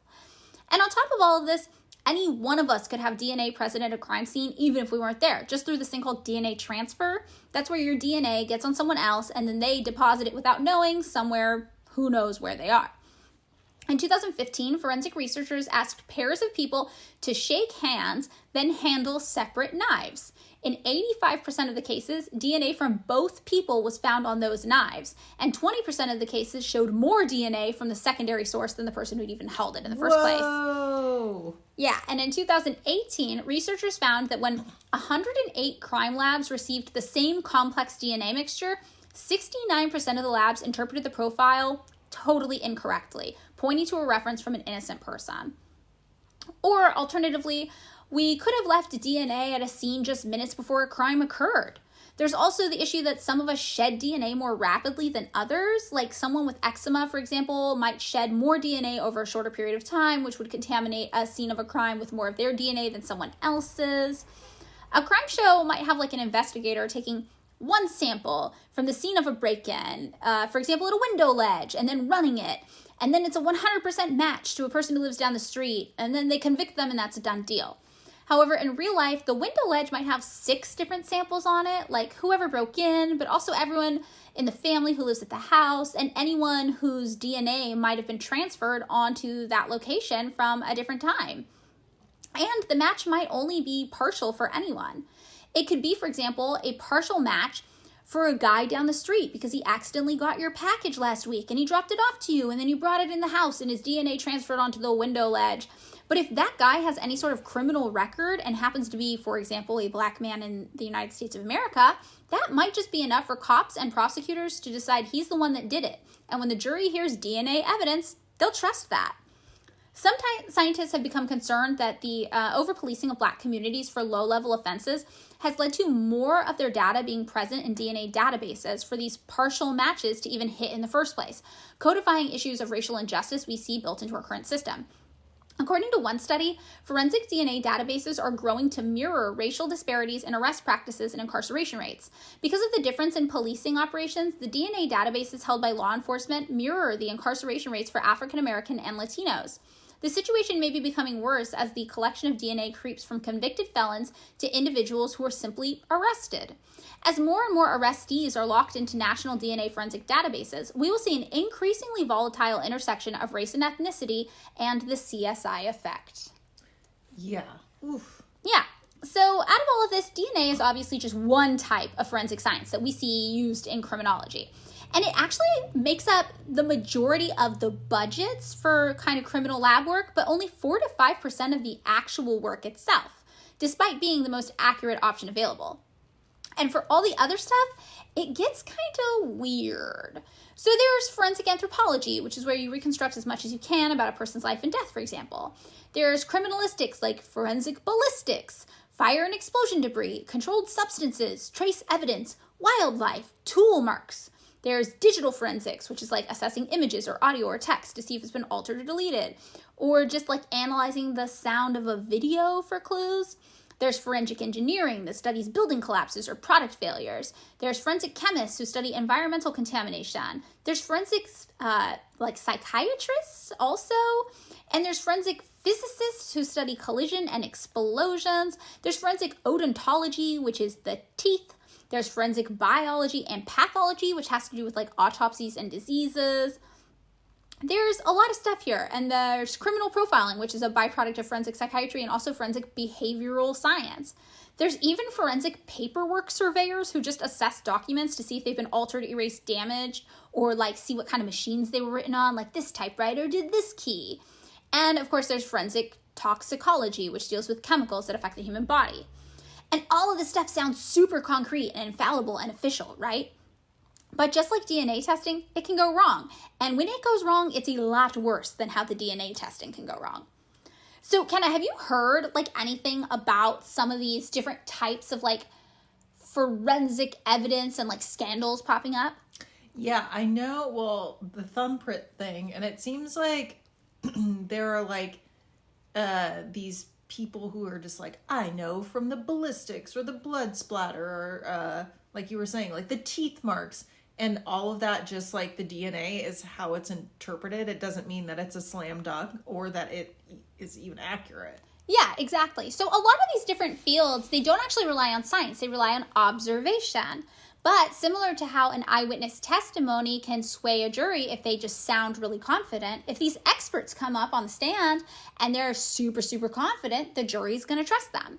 And one of the major issues that recently everybody was like, oh, fuck, this is really bad and we never should have done this, is forensic hair testing. Really? Yes. So the FBI has admitted that there are errors in 90% of all cases they've had that involve the forensic study of hair and fiber. Whoa! Yeah. And that just blows CSI up. I know, right?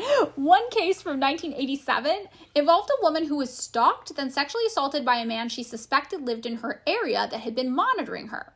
2 years later, a man who lived 130 miles away came up as a possible suspect, and the victim picked him out of a lineup, and an FBI analyst concluded that a hair found at the scene of the crime was a match to the man with a high degree of probability. Now, even at the time this was happening, the FBI knew that microscopic hair comparison had limitations, because even hair that looks identical at high-powered magnifications can come from a number of different individuals. Doesn't change the fact, though, that this man was convicted and sentenced to 243 years in prison. In 2016, he was exonerated due to DNA evidence. There are around 3,000 cases slated for re-examination due to their contingency on hair and fiber analysis used before the year 2000. Of the 1,600 that have been reviewed, more than 90% of them had problems, which is where that 90% fail rate comes up with. Hair analysts testifying on the stand made erroneous statements in at least 33 death penalty cases found in one assessment, and 9 of those defendants had already been executed, while 5 died of other causes while on death row. Frederick Whitehurst, the whistleblower who revealed scientific misconduct, including flawed hair analysis at the FBI laboratory in the 1990s, says the FBI's misuse of hair evidence is a human rights violation. We go into court with unvalidated science, Whitehurst said. We know it's unvalidated science. The world of science is saying this is not valid, and we actually use this pseudoscience against citizens of this nation. The scientist who tested the hair in this case claimed that only extremely rarely could he not tell two hairs apart, based on billions of hairs he'd examined. He'd only been at the FBI in the Hairs and Fibers unit for 8.5 years, so even just to get to 1 billion hairs, he would have had to analyze 322,321 hairs every single day without a day off, even for the weekend, the whole 8.5 years he was there.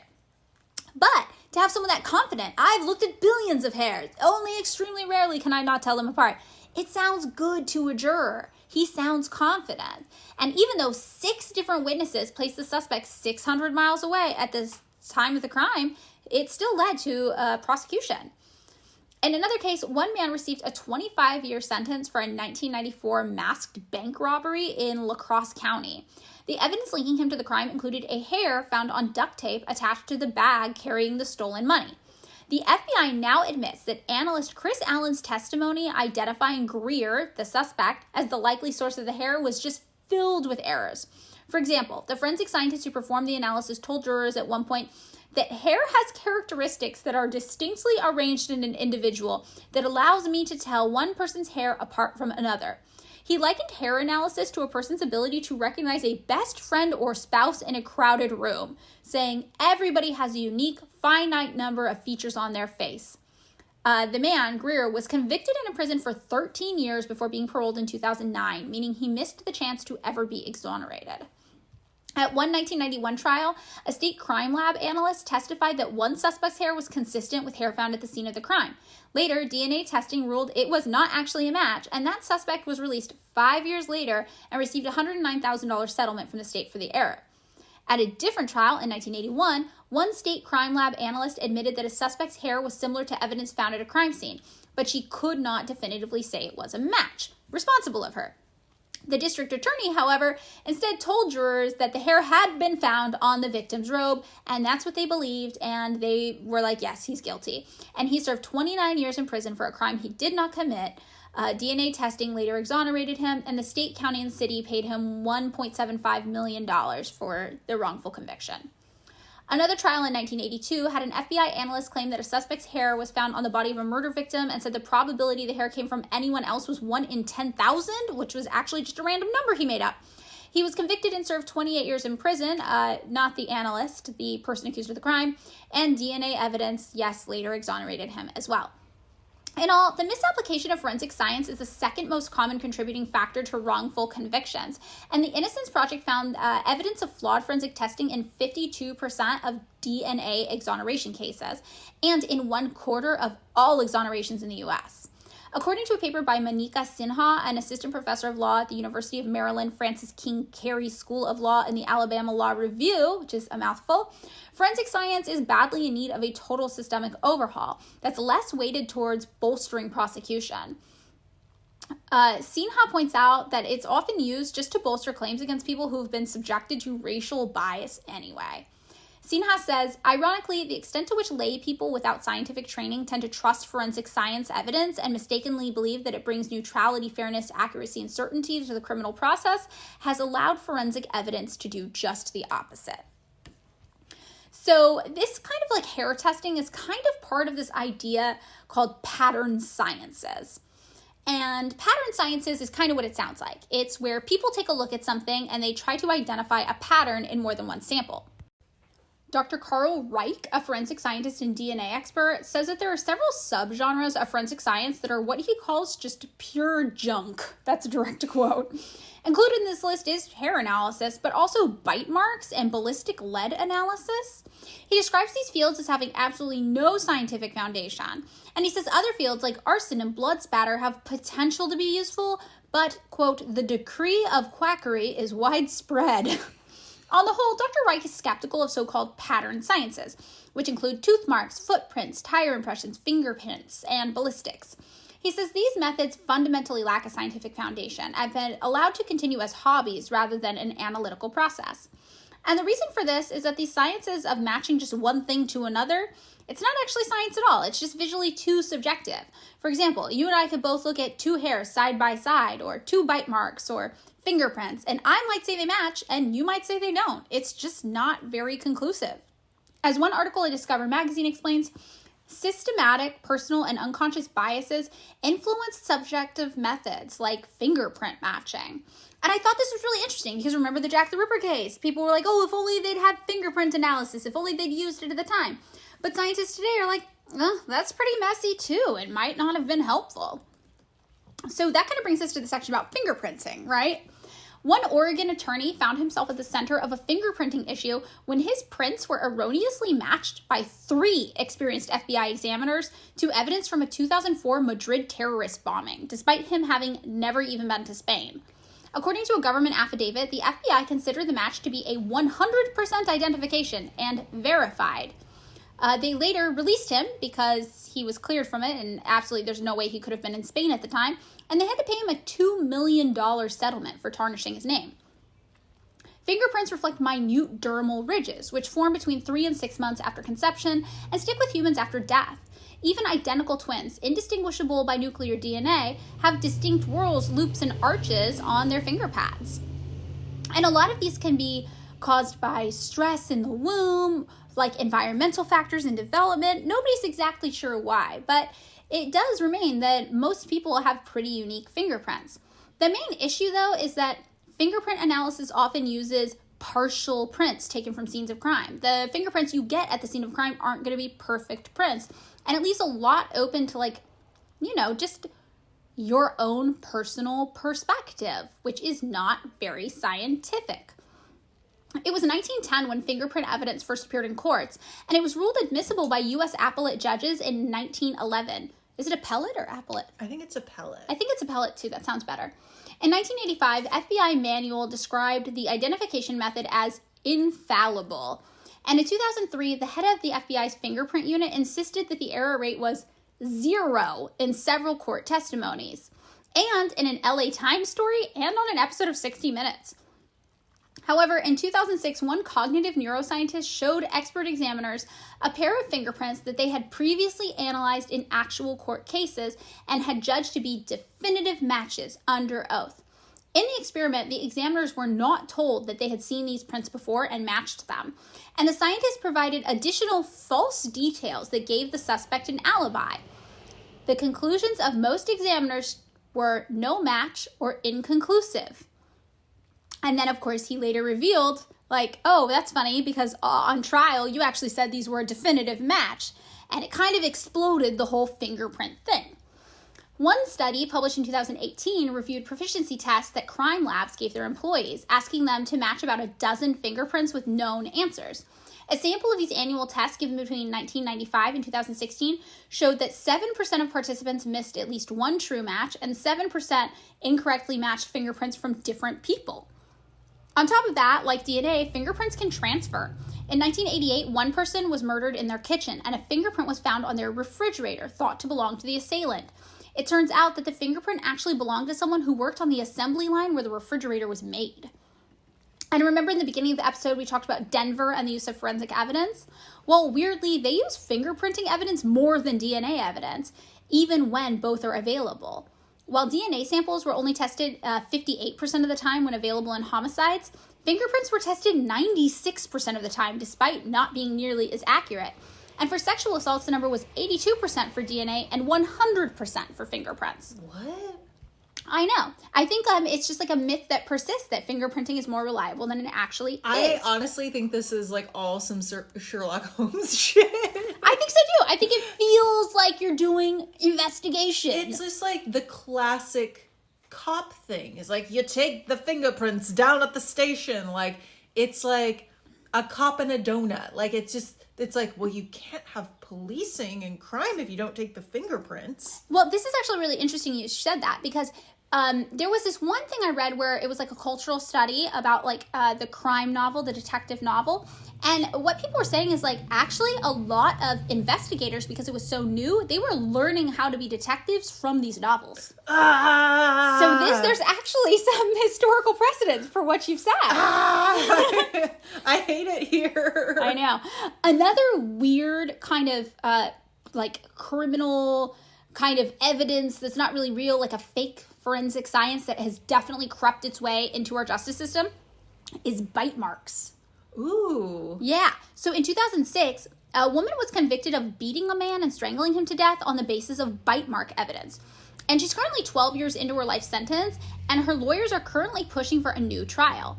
According to an Innocence Project attorney, Chris Fabricant, every single scientific entity that has looked at bite mark analysis has come to precisely the same conclusion. It's garbage. It should not be used in court. In 2016, a report by the President's Council of Advisors on Science and Technology found, and this is a quote, bite mark analysis does not meet the scientific standard for foundational validity, and the report called it subjective. It also said that examiners could not identify the source of bite marks with reasonable accuracy. Since 2005, at least 31 people incarcerated on bite mark evidence have been exonerated or had their indictments dismissed. One of those people was a man who was convicted of a homicide in 1991 on bite mark evidence, and DNA evidence eventually cleared him, but only after he had spent 18 years in prison. Ugh. And again, this is just like false experts being really, really confident that they know exactly what they're doing. This makes total sense with like the Sherlock Holmes thing, like inspiring detectives rather the other way around. It's people get like in their heads that they're going to be these special fucking quirky geniuses if they're like, well, I do bite marks, I do blood splatter, like how like ooh like it's true. I mean, and I'm like kind of like, you know, I'm exaggerating here, but it's like it does seem like this is a thing that people really want to be true. I actually don't think you're exaggerating that much, because I did watch a mini-series that the Innocence Project put out where it was a video, like mini documentary, and they talked about some of these cases, and they actually showed one of the bite mark experts, and he was pathologically dedicated to the idea of his own genius. He was everything you just described. He's like, I know it. I am so good at this. There's no way. I mean, it was really bizarre to watch. And even when he was presented with like evidence that like this was not a conclusive or reliable way to do things, he like deflected it. He was like, no, it is, because I'm great at it and I know exactly what I'm doing. It's just like the type of person who like doubles down when like, which is like, I guess maybe like a human thing to like double down, like if you're wrong for a lot of people, but it's just like, shit, man, like people are going to fucking jail. People could die. Yeah, people are going to death row on stuff like this.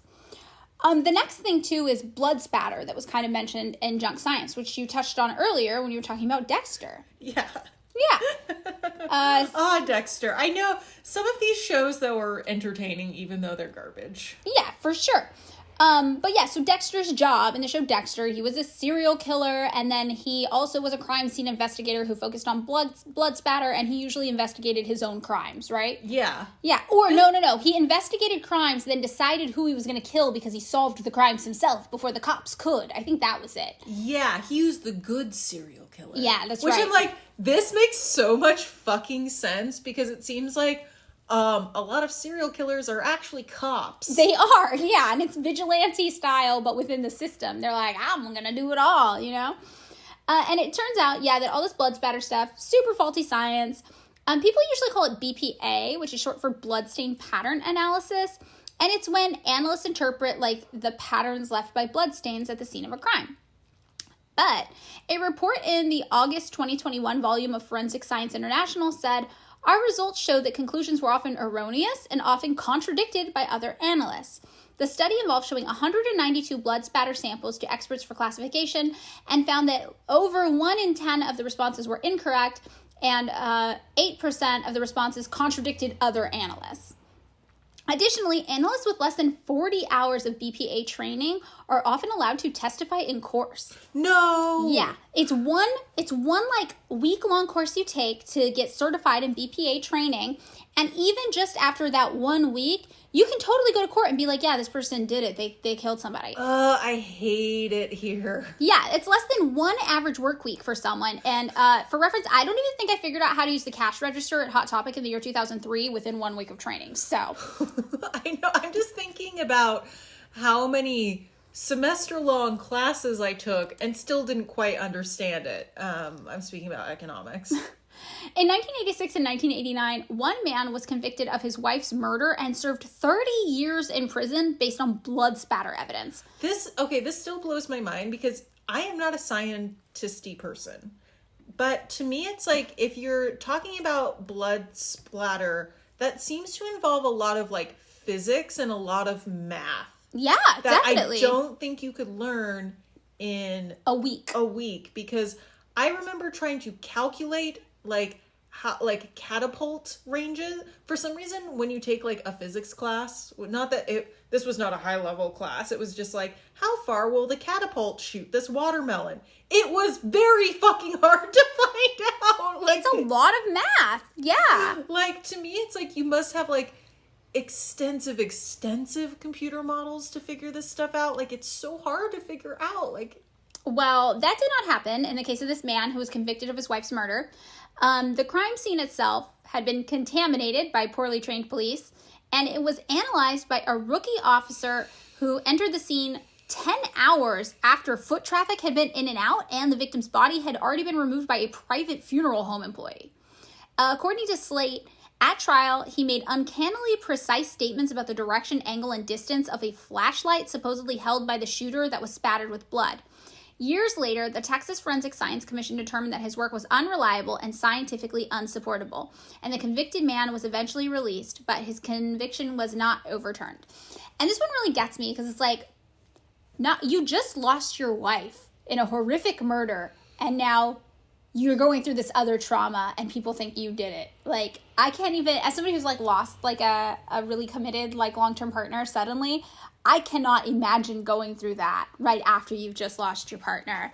It's just like, the fucked up thing to me is this seems very wrapped up in our media, and it, like I said, this Sherlock Holmes quirky genius shit. Like people really do take this shit into their heads where they're like, I understand, I'm gonna solve this. This is some like puzzle piece case where I'm the, you know, the meme where the lady is like doing all the math with the geometry in her head. They're like, I'm gonna be the person who solves it all. Like, I'm just like, I literally think that people are just doing what they think is done on TV and in the movies. It definitely sounds like it. And this next one is gonna trip you out even more in that regard. Okay, so in the forensic science movement, there is currently an effort to teach witching to forensic crime scene investigators. Kenna, do you know what witching is?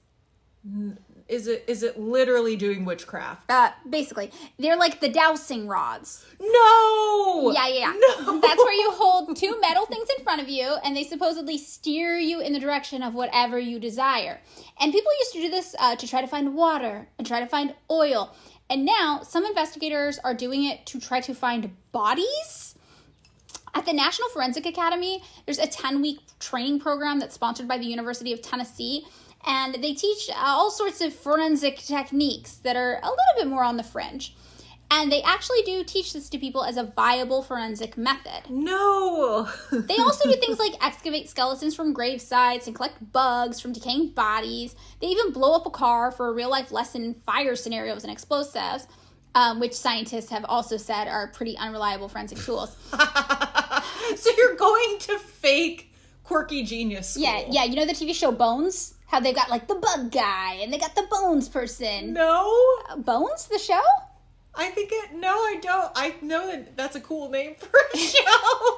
Actually, that's a real cool name for a show, because I don't know what it's about. You just saying that. Yeah. No, it's kind of like this. It's a study of forensic scientists, and they all have, like, different things that they focus on. Like, one of them is, like, forensic science computer whiz, and one is like a bug guy, and it just all sounds like things they took from this 10-week training program. Wait, I want to get some sort of cute pet that solves the crime.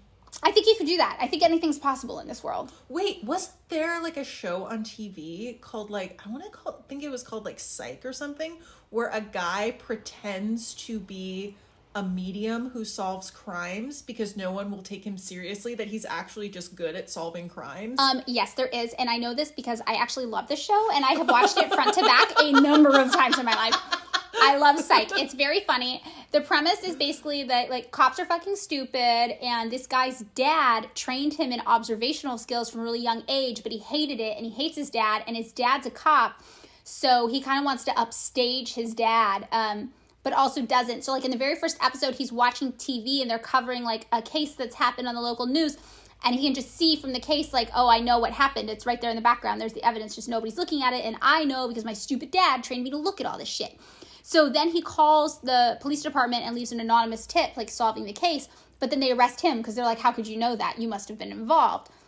So then to get out of it, he pretends to be a psychic because he thinks that is more plausible than that he actually just paid attention to clues and could solve the case. It just seems like, okay, so I watched a couple things, like true crime things about like solving like the Golden State Killer and blah, blah, blah.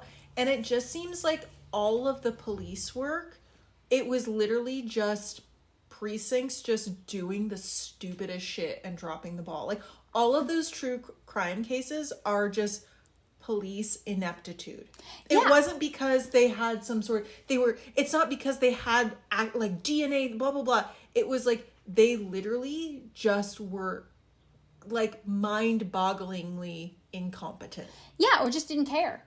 Or didn't care because they're like, care to do the research. It doesn't work. really matter to us because to me it seems like they're more based off of like, one, keeping their authority. Yes. Like, because being a cop is like, you have a lot of authority in the society if you were a cop. Mm-hmm. Like, and two, it's like protecting property. Yeah, like, exactly. And that's totally it. So the most disturbing thing about this witching thing, which ties into, you know, one of the things about wanting to keep power, I think, is the idea that, like, you're special and you can do special things. One trainee at this camp recently got witching results admitted as evidence in a Georgia murder trial. No. Yes.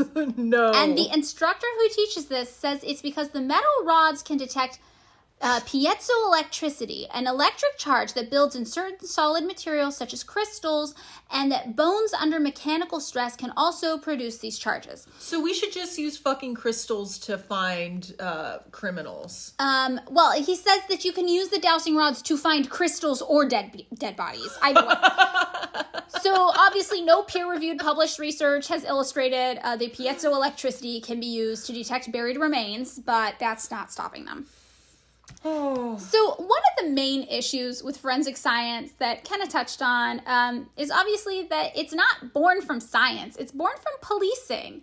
According to the author of a book called Autopsy of a Crime Lab, crime labs didn't emerge from the scientific community, but they started as cop shops within law enforcement, staffed by police officers, not staffed by scientists. When J. Edgar Hoover established the FBI's Technical Crime Lab in 1932, only a few of the big city police departments dealing with a wave of like Prohibition-era gangster activity had evidence processing divisions. Today, there are more than 400 publicly funded crime labs in the U.S., the majority of which are still part of law enforcement agencies. As the author explains, when you get your funding from police, you see yourself as an arm of law enforcement, there to help solve crimes.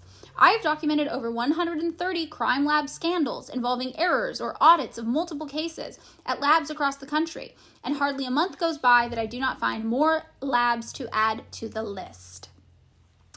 In Massachusetts, misconduct by 2 analysts alone at state drug labs dating back to 2003 affected close to 100,000 criminal cases. And as of 2021, 20,000 cases had already been overturned at a cost of $30 million to the public. Ugh. Currently, there are no federal regulations holding crime labs to scientific or quality standards. Clinical laboratories diagnosing things like strep throat get held to more rigorous standards than the labs that hold people's lives in their hands. A crime lab with no functional oversight whatsoever could put you on death row tomorrow with bad science if the cops think you're their guy. Up to 10% of all people in U.S. prisons right now are innocent and wrongfully convicted. That's up to 250,000 people, most of whom are black.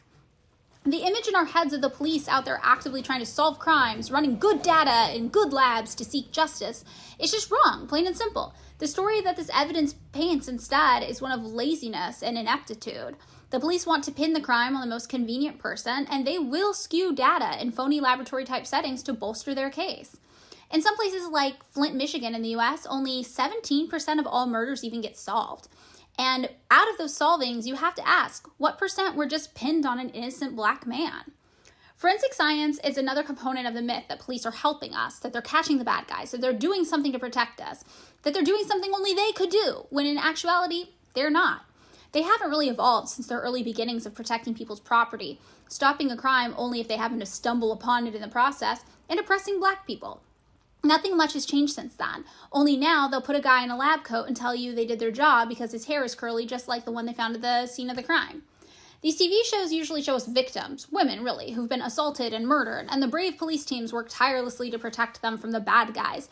And I can't help but wonder if that's the patriarchy extending the police instinct to protect property, because we, the pure virtuous women, are the property of men, especially if we're white women. There's an intersection here of white women's tears and policing and wrongful convictions and the phony image we have of a cold gleaming lab where only science and the truth will prevail so we don't have to address any of these biases or isms at all. But that lab is a lie, and the propaganda we see on TV is a lie too. We don't live in the world where cops are here to protect us with nice, shiny science that always tells the truth. We live in the world where policing was established to maintain systems of power. Our police officers are in gangs committing crimes alongside white supremacists. Police are becoming increasingly militarized, with $6 billion of excess military equipment being given to local law enforcement, including assault rifles and grenade launchers. Every year, on-duty police officers kill over 1,000 people. Police solve just 2% of all major murders, and the Innocence Project has to go exonerate 10% of those solves because the police just use junk science to do it. At the end of the day, the major issue with having a punitive system for crime rather than a preventative one is you're always going to be trying to catch the bad guy rather than preventing the crimes from happening in the first place. And when it comes to catching the bad guy, you don't even have to be good at your job. You just have to convince a jury that you are. Yeah, that is the main thing to me, that like none of this ever asks the question, how do we prevent the crime? And I don't mean in a Minority Report way where you can see into the future and stop the crime before it happens. I mean like why do people commit crime? And moreover, should certain things even be considered crime? Like, you know, theft, for example. Like if you're stealing, let's say, fucking shit from Target, you're stealing, you know, makeup from Target or food or medicine or whatever. Like, is that really a crime, or does that mean that you need resources? Like, you know, it's like the thing where people are like, you have starving children, do you steal a loaf of bread? It's wrong. It's like you just need food. You just need like resources. And if you had that, or for example, if you could just walk in somewhere, grab what you need, you don't have to worry about paying for it. You don't have to worry about a job, all that stuff. Like it takes that out of being a crime, you know? Right. Crime is a socially constructed thing. I do think it's interesting that they only use this type of forensic science on like so-called serious crimes, like murder or sexual assault. But the flip side of that is that when this bad science is used, the repercussions are huge for the people who've been affected by it. Because a murder case or a sexual assault case, you're looking at life in prison. That's someone's whole life. They could get executed. Yeah. And I mean, going beyond just the like very minor, like, you know, property crime, like I think that like this is also not asking about like, how do we prevent really serious crimes? And like a lot of that has to do with like providing people mental health resources or other resources like, you know, medical care. A lot of violent crime, it can be linked to traumatic brain injuries. That's exactly what I was thinking. Yeah. It's like, yeah, or just like have a society that maybe isn't so focused on like hierarchy, and like maybe needs to be some sort of system where I mean, I don't know, like where people, don't like blow their like tops and commit a violent crime over like a parking space. Right. Inequality is the driving force behind all crime. Even like those kind of crimes, like I'm a person who struggles with impulse control, which I've talked about before. I have aggression issues, but it's definitely exacerbated when I'm under stress. And the majority of stress that I experience living in the United States is economic stress. Yeah, for sure. Or it's just like, I don't know. I'm not like, but I just feel like no one's asking these ideas or creatively coming up with anything but like, let's do quirky science. Like, or like, and also people are really, people are really focused on serial killers. They're so focused on it. Like, it's so rare. To anything else. And I just think that if we tried to make our society better, like, there would probably be, like, hardly any. And well, we also make the most serial killers in the world in the United States. Yeah, and we have the biggest carceral system. We put the most people in prison, and we get the most serial killers as a result. Yeah, and I think that's, like, not, I think there's definitely correlation there. Mm-hmm. Right. Another thing that was correlative that we talked about in one of our episodes was how lead poisoning created more serial killers because it created more people with poor impulse control and aggression issues, and how the EPA, when they did the efforts to remove lead from gasoline, actually did more to help public safety than, yeah, I mean, anything the police had done. Yeah, also just regardless, like, just imagining, like, a way to just fix things instead of in a way that's just not punishment. Right. Like, yeah. no one can just be like, let's fix this instead of like, let's punish it. Like, which doesn't even fix anything. No, it's like the hit dogs holler thing. Yeah. Yeah. It's really interesting. I mean, did you learn anything from this episode about forensic data? I think the bite mark thing and the just like, also just like, no psychic stuff, please. Yeah, the psychic stuff is real weird. The witching stuff. In terms of law enforcement, just, keep your witchcraft at home. Yeah. Don't mix witchcraft and prison. It's not good. Don't use it to put people behind bars. Don't use witchcraft to put people in prison. I think that's a good hot take. You're not a quirky genius, and you don't need to use witchcraft to put people in prison. Stop the quirky geniuses. Yes. Stop them. I think that's really what the episode all comes down to. There we go. That was it. Thanks so much for listening. If you would like to support us on Patreon, you can find us at patreon.com/pickmeupimscared. For $2 a month, you can get access to bonus content, which does include some bonus episodes, which I disgustingly refer to now as bonies. $1 per episode. You can't beat those deals. But if not, that's cool too. We're just happy that you're here.